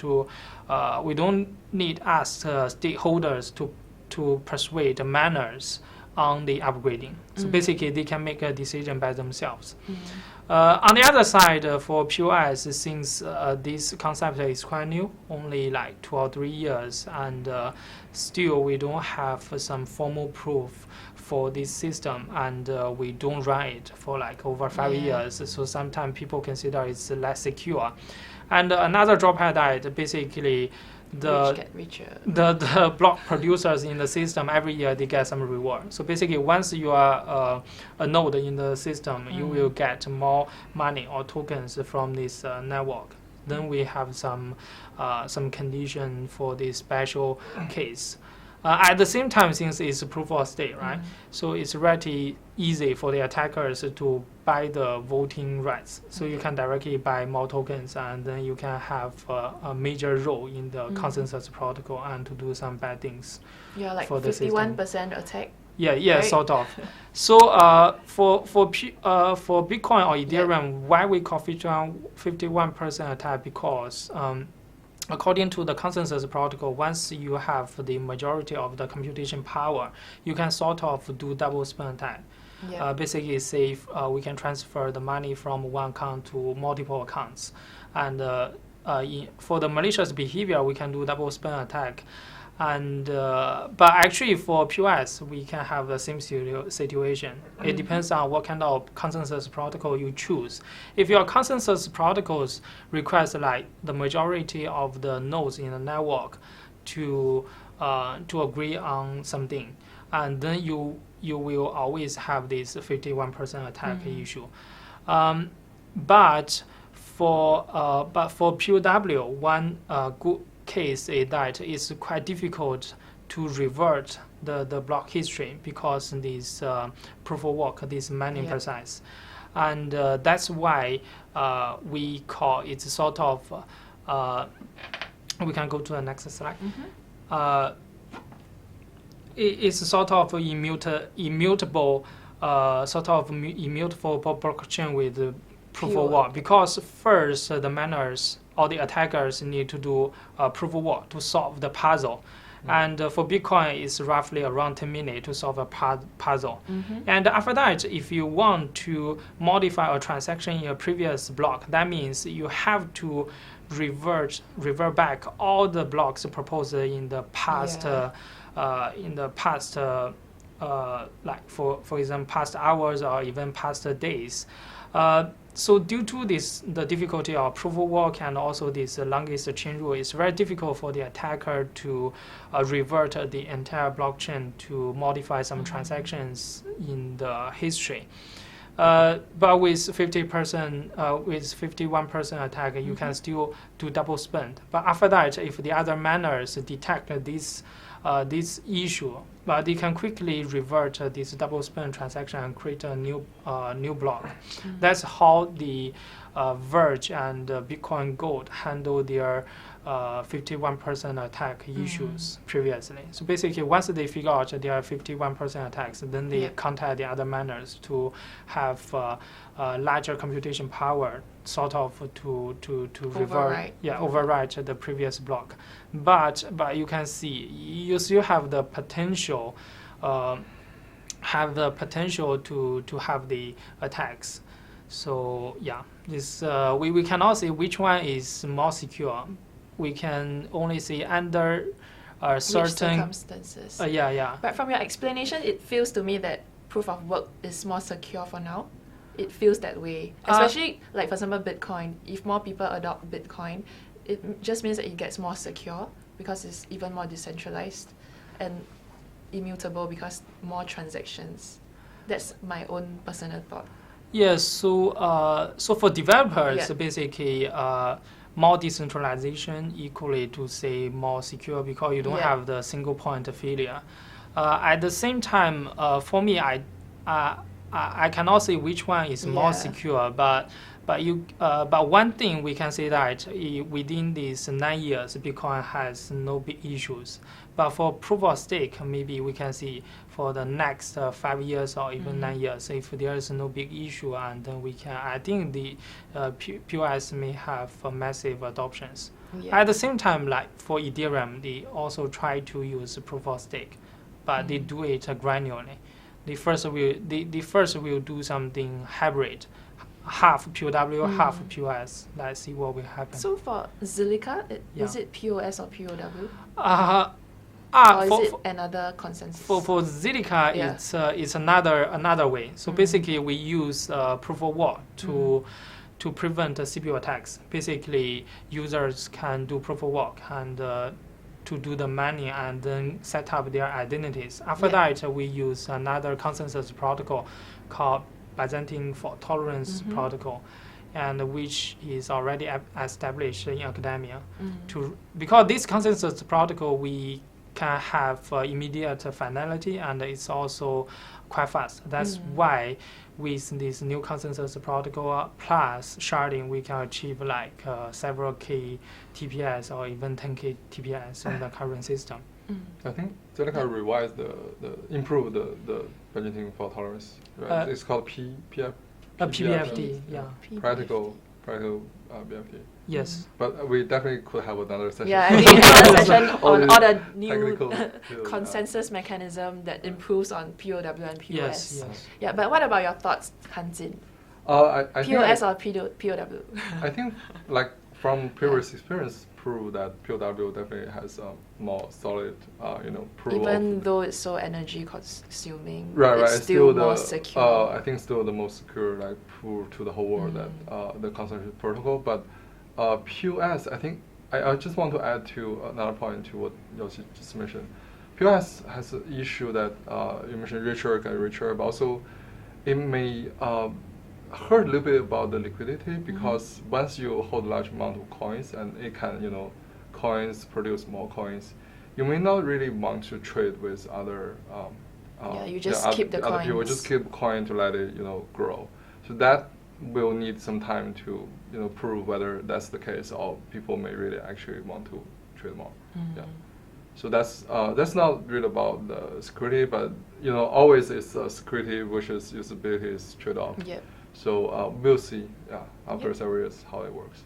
Okay, yep. Now is the time for our QA quiz, which everyone is waiting for. So today we have 3 exciting rounds of Q&A, where we'll be selecting 100 lucky winners for each round to share the prize pool of 4,500 USDT worth of tokens in total.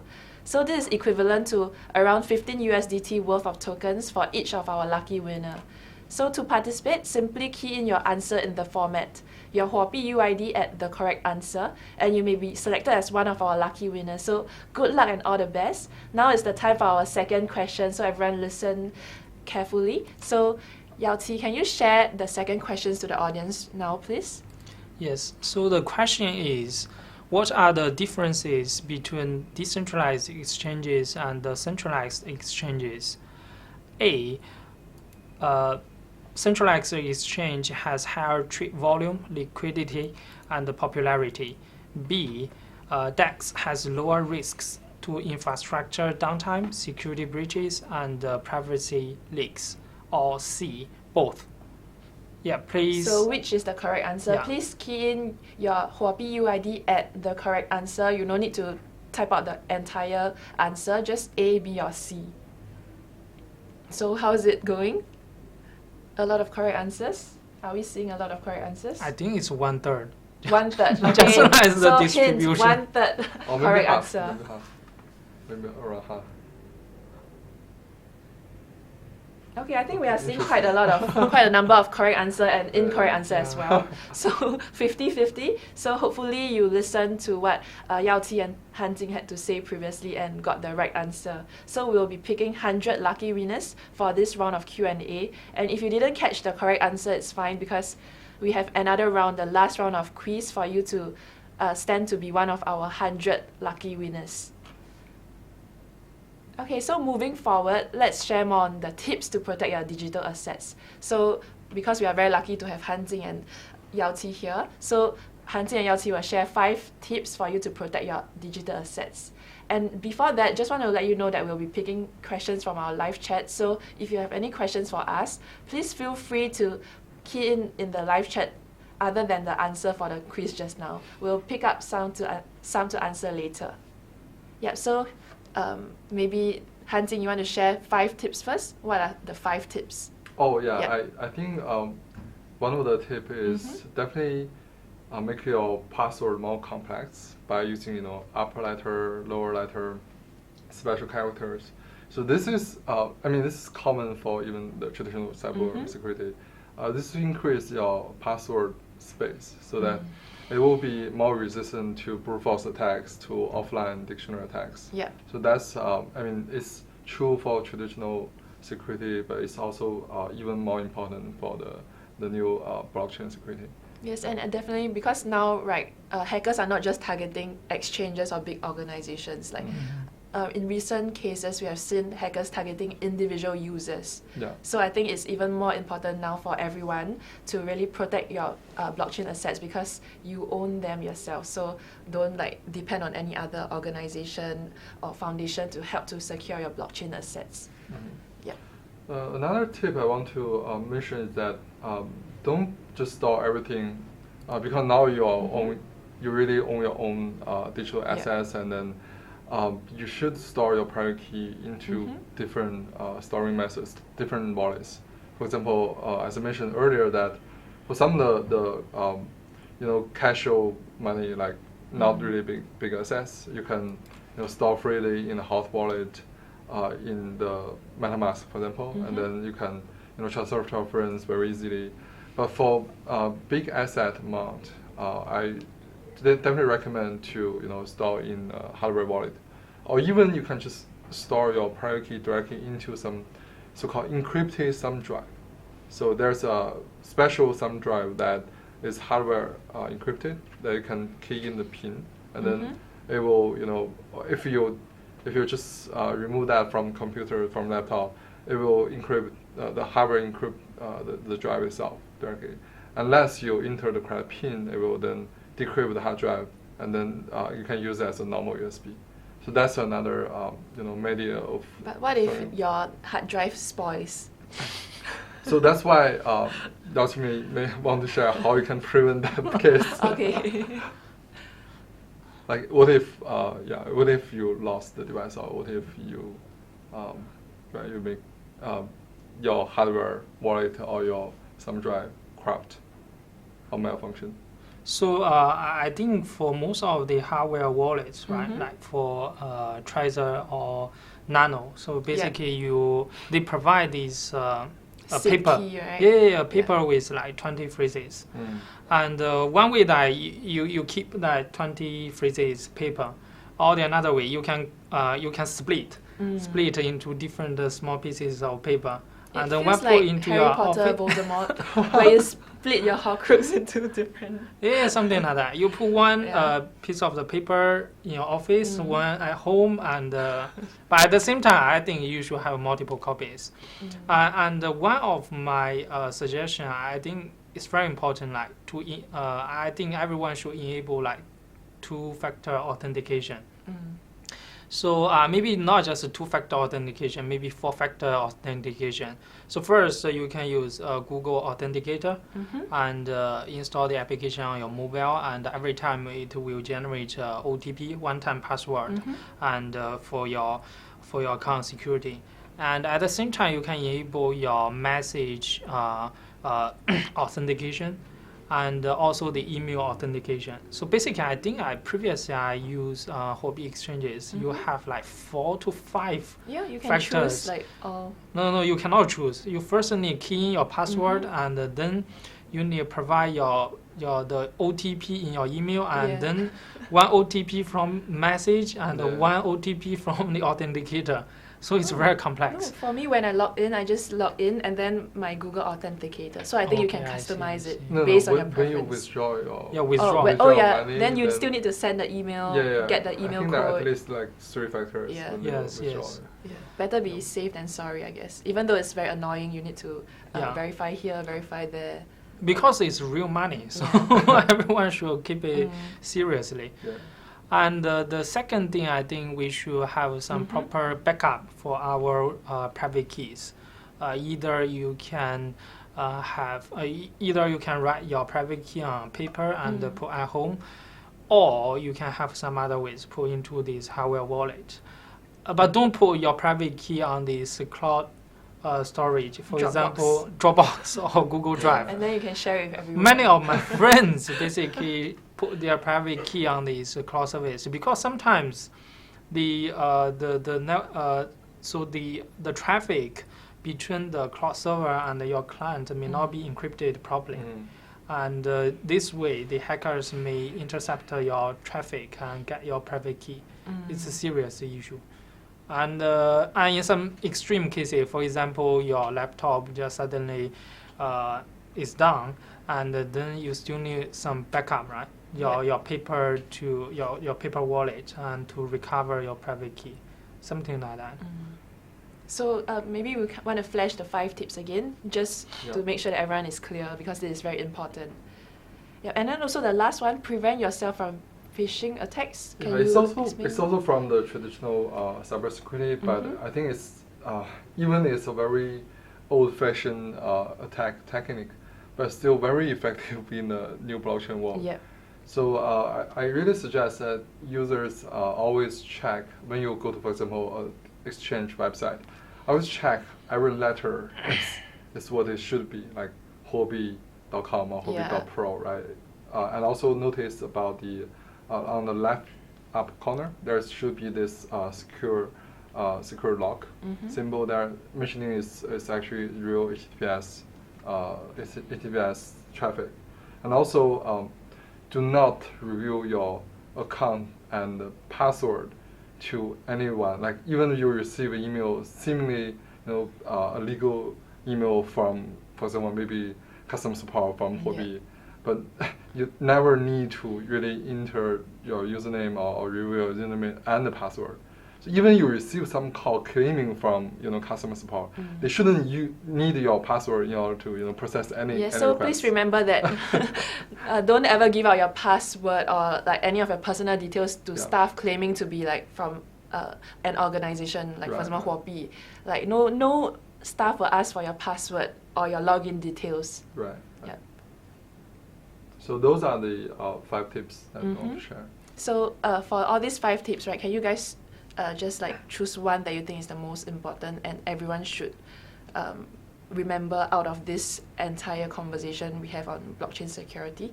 What is the key takeaway that everyone should know about security in blockchain? So for me, enable your 2FA. So it's Enable very your 2FA critical. or 3 Yeah, or yeah. 4FA. Yeah.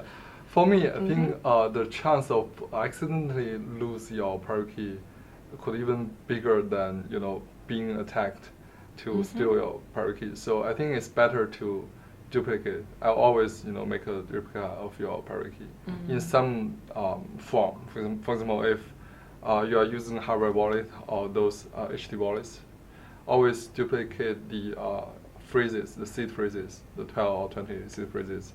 Split them in somewhere, but duplicate them so that you can still find them even one storage methods are lost. Yeah. Okay, I have another question regarding security. Do you guys think that mobile is good for security? Like for example, Google Authenticator or like web-based kind of verification. Any difference? Like for example, using your mobile as 2FA or web, like are there any differences, or you think it's good to use multiple channels because it means that hackers are less likely to be able to like infiltrate one of it? There were some, like it's again from my first Twitter experience. There's some industry analysis and also research about sending through SMS could be, man-in-the-middle attack. Yeah, because I heard some news like even those who enable 2FA, they still got hacked. So I was like, why? Yeah, either the attacker is able to interfere with the SMS transfer process, or for example, if you rooted your Google your Android phone, then there could be some malware installed on the mobile phone to intercept with the SMS code. So that's one case. But also I know there's some cases that there could be attackers just even within the carrier companies that could try to intercept with the SMS.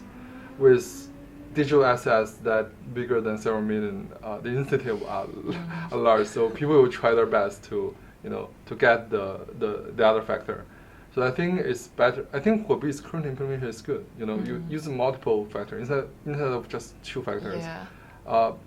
Sometimes the most secure way is actually to use the OTP, the Google Authenticator, but there are also drawbacks because, for example, install Google Authenticator on your mobile, then your mobile could be stolen, and then it's lost. You're locked out of your account. So that's always the usability and security trade-off. But enable multiple factor authentication, as Dr. Yaoqi said, I think it's definitely the top security best practice that we would recommend. Yeah. Okay. Thanks for the sharing. I hope everyone learned something about how you can protect your digital assets because once your private key is gone, it's gone. So please remember these 5 tips, and also like what Yaoqi said, please enable 2FA at least. So at least 2FA, 3, 4, 5FA is even better. And also Han Jin as well, saying how you should we should duplicate your private key, have a lot of backups. Yeah. So if one is missing, at least you still have need to a lot, just close to backups. Yeah. So please remember all this. And now it's time for our last Q&A. So today we have 3 exciting rounds of Q&A. We'll be selecting 100 lucky winners for each round to share 4,500 USDT worth of tokens. So this is equivalent to 15 USDT worth of tokens for each lucky winner. So to participate, simply key in your answer in the format, your Huobi UID at the correct answer, and you may be selected as one of our lucky winners. So all the best and good luck to you. So time for our last question, and if you listen correctly, you can get this right. Han Jin, can you share the question to our live audience now? Yeah, last quiz. So the third question is, which of the following is not a good choice of securing your digital assets? Is it A, enable 2-factor authentication whenever you can? Or is it B, split and store your assets into different storing methods? Or is it C, share your private key with your close friends by sending them by email? So please input your answer A, B, or C in the format Huobi UID at correct answer. So this is quite simple. So A, B, or C. Actually, we are seeing a lot of wrong answer as well, so I'm not sure if you But guys I think listen. there are Yeah. a lot of good correct So answers. the question is, which of the following is not a good choice? Is not a good choice. So one is I the think I've correct seen one. half, Yeah, more I'm than seeing half. more are than correct, half. yeah. So congratulations. We'll select 100 lucky winners for this. And then thanks for joining us today. And now this for the last part on Q&A from the audience. So we are taking in live questions, and because we are kind of running out of time, I think our live streaming is about 1.5 hours. So maybe we'll pick maximum 5 questions to answer from the live chat. So if you have any questions to ask our security experts right here, so we have Han Jing. So he's a previous Twitter security from previous security team in Twitter, and also Yao Qi from Zilliqa. He's the head of technology. So this is your moment to ask them any security questions you have. So let's pick out some questions now before we end our Huobi Talk today. So Jing Han and Han Jing and Yao Qi, feel free to pick any of the questions you see.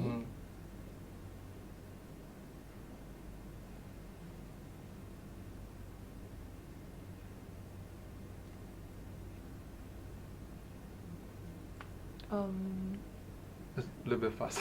Yeah, maybe first question from Marcos Roberto. Suppose security assurance of a blockchain system is decentralization. If copies of the blockchain are kept in a large and widely distributed network of nodes, there is not a weak spot to be attacked. So I think he's talking about decentralization, and because there are so many nodes in a decentralized network, so weak spots, isn't it very easy for a weak spot to be attacked? The good thing about decentralization, especially for blockchain system, and that you to do some bad things, you need have over 50% of the computation power. That means, for example, in Ethereum network, we have 16,000 nodes in a network, right? Suppose the computation power for each node is equivalent. Then if you want to do bad things, and the attacker need to compromise like 8,000 nodes, and then they can start a double spend attack. So in this case, it's quite difficult for the attacker because you need to compromise like over 8,000 nodes in a network. It's not just one server. You need to compromise 8,000 nodes. So, and for most of the nodes, they may have some good DDoS protections and the other protections against the attackers. So compared to the traditional industry, you only have one or maybe two centralized servers.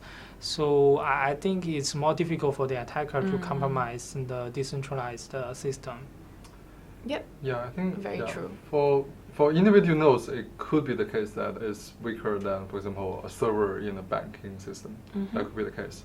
However, I think, as Yossi said, compromising large amount of those machines will be much more difficult than just breaking into maybe one centralized system. And also nowadays, I know a lot of these computing nodes, the full nodes, running in behind AWS or Google Cloud.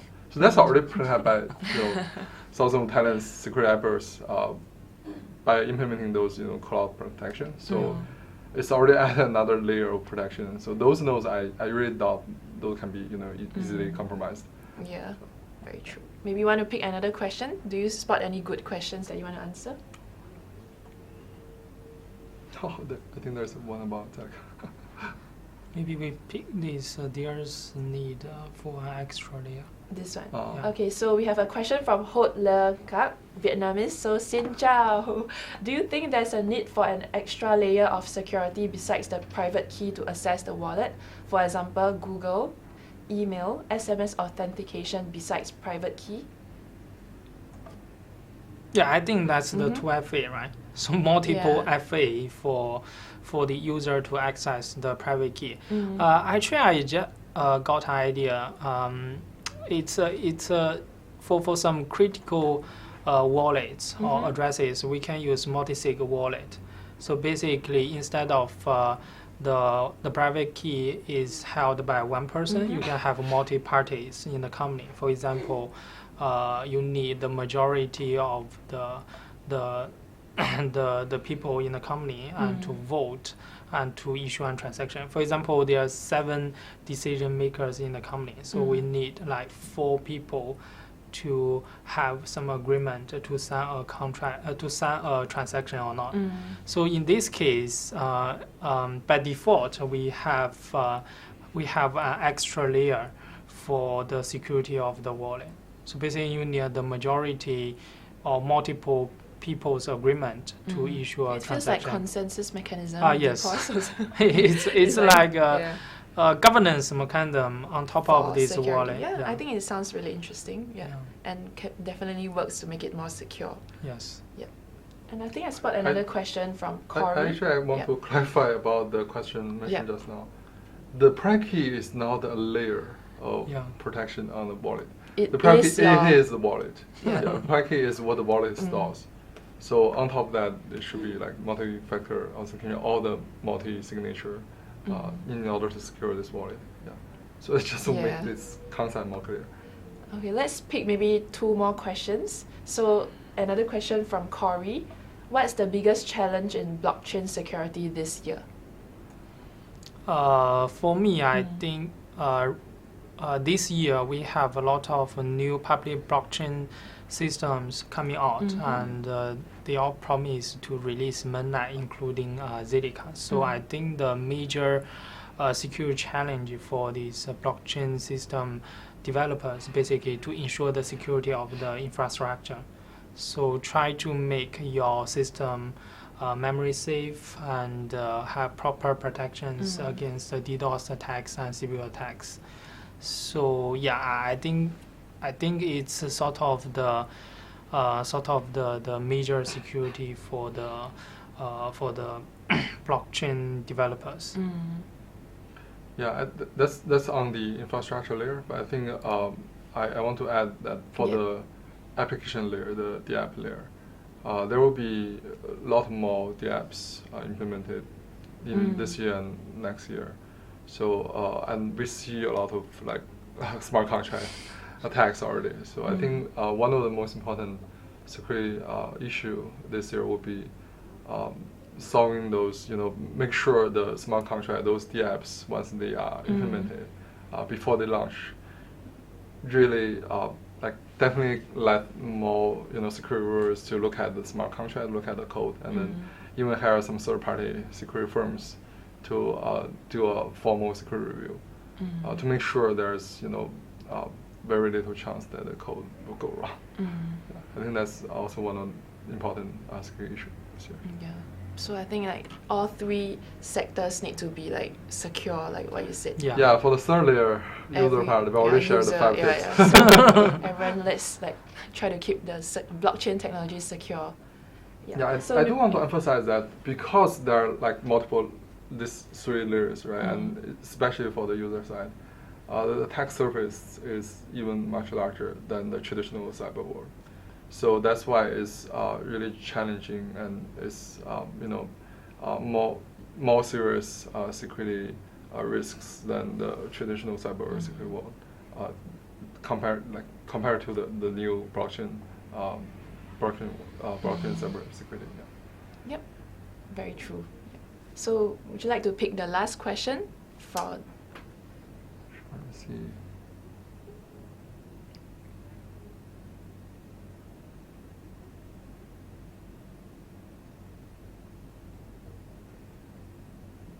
Can I keep my account safe by using Google authentication only? Yes. I think this is a pretty common question that a common user may be curious. So this is considered 2FA, right? I think it's the second factor, whether we can just only use Google authentication as a second factor. I do want to clarify that there's no absolute safe or the 100% secure measure. So even for Google Authenticator, there could be case that, for example, as I mentioned, if you root your Android phone or you jailbreak your iPhone, then even you install the Google Authenticator, they could be monitored and could be some secret screenshot taken from background, so that you can lose the control of your one-time password. So my one tip is to not to really root your phone. And then the other perspective I want to mention is that the mobile phone could be stolen also, and then make sure you use some complex PIN as a first layer defense of your mobile. So once it's lost, at least the attacker couldn't directly see the OTP, the good authenticator on your mobile phone. So that's another suggestion of how you make it protect your good authenticator. But even with that, I think there are also different ways that this could went wrong. So Huobi now use even more than 2 second authenticator, right? So 3. So even though it's like 3 annoying, factors. very like not very easy to use, and like you need time to verify, but I think it's for the better good, is to really keep your funds safe and secure. Yeah, it's troublesome, but I think it's it's definitely better complex than just losing the funds in your account. Okay, thank you so much, Han Jing and Yao Qi, for joining us today. Really great to have you here and learn so much about security. I think like this session can actually go even longer because we have so much to cover, but we can just like invite you guys over again for another episode. Yeah, so thank you so much. Okay, thanks for joining us. Yeah, thank you. Yep, so that's all for today. So thanks so much for joining us on Huobi Talk. If you want to find out more or have any questions for us, please feel free to join us on social media such as Huobi Pro's official Telegram. Just search Huobi Pro Official, Twitter at Huobi_Pro, Instagram at Huobi Pro. So please check out the links at the description below right now. And also remember to subscribe to our YouTube channel for more of such interesting talks from our security experts or projects. So please click on the subscribe button if you haven't below so that you can be informed of future episodes. Before we end, we also want to share a little contest with all our viewers. So from now till 22 July, simply share this video together with your thoughts and reflection on what you have learned from today's security sharing. I think today we learned a lot, so you can just summarize your thoughts, or you can even give your opinions, like what do you think are the best way to secure your digital assets. So we'll be picking 5 lucky winners to win 100 USDT worth of tokens each. So to catch our eye, please make your article more interesting, more insightful, rather than just sharing it, because I'm sure everyone learned a lot from this episode. So thank you again for joining us on Huobi Talk today, and stay tuned for our next episode. So thank you so much, and Okay, bye. Say bye. Bye, everyone. Bye. Thank you.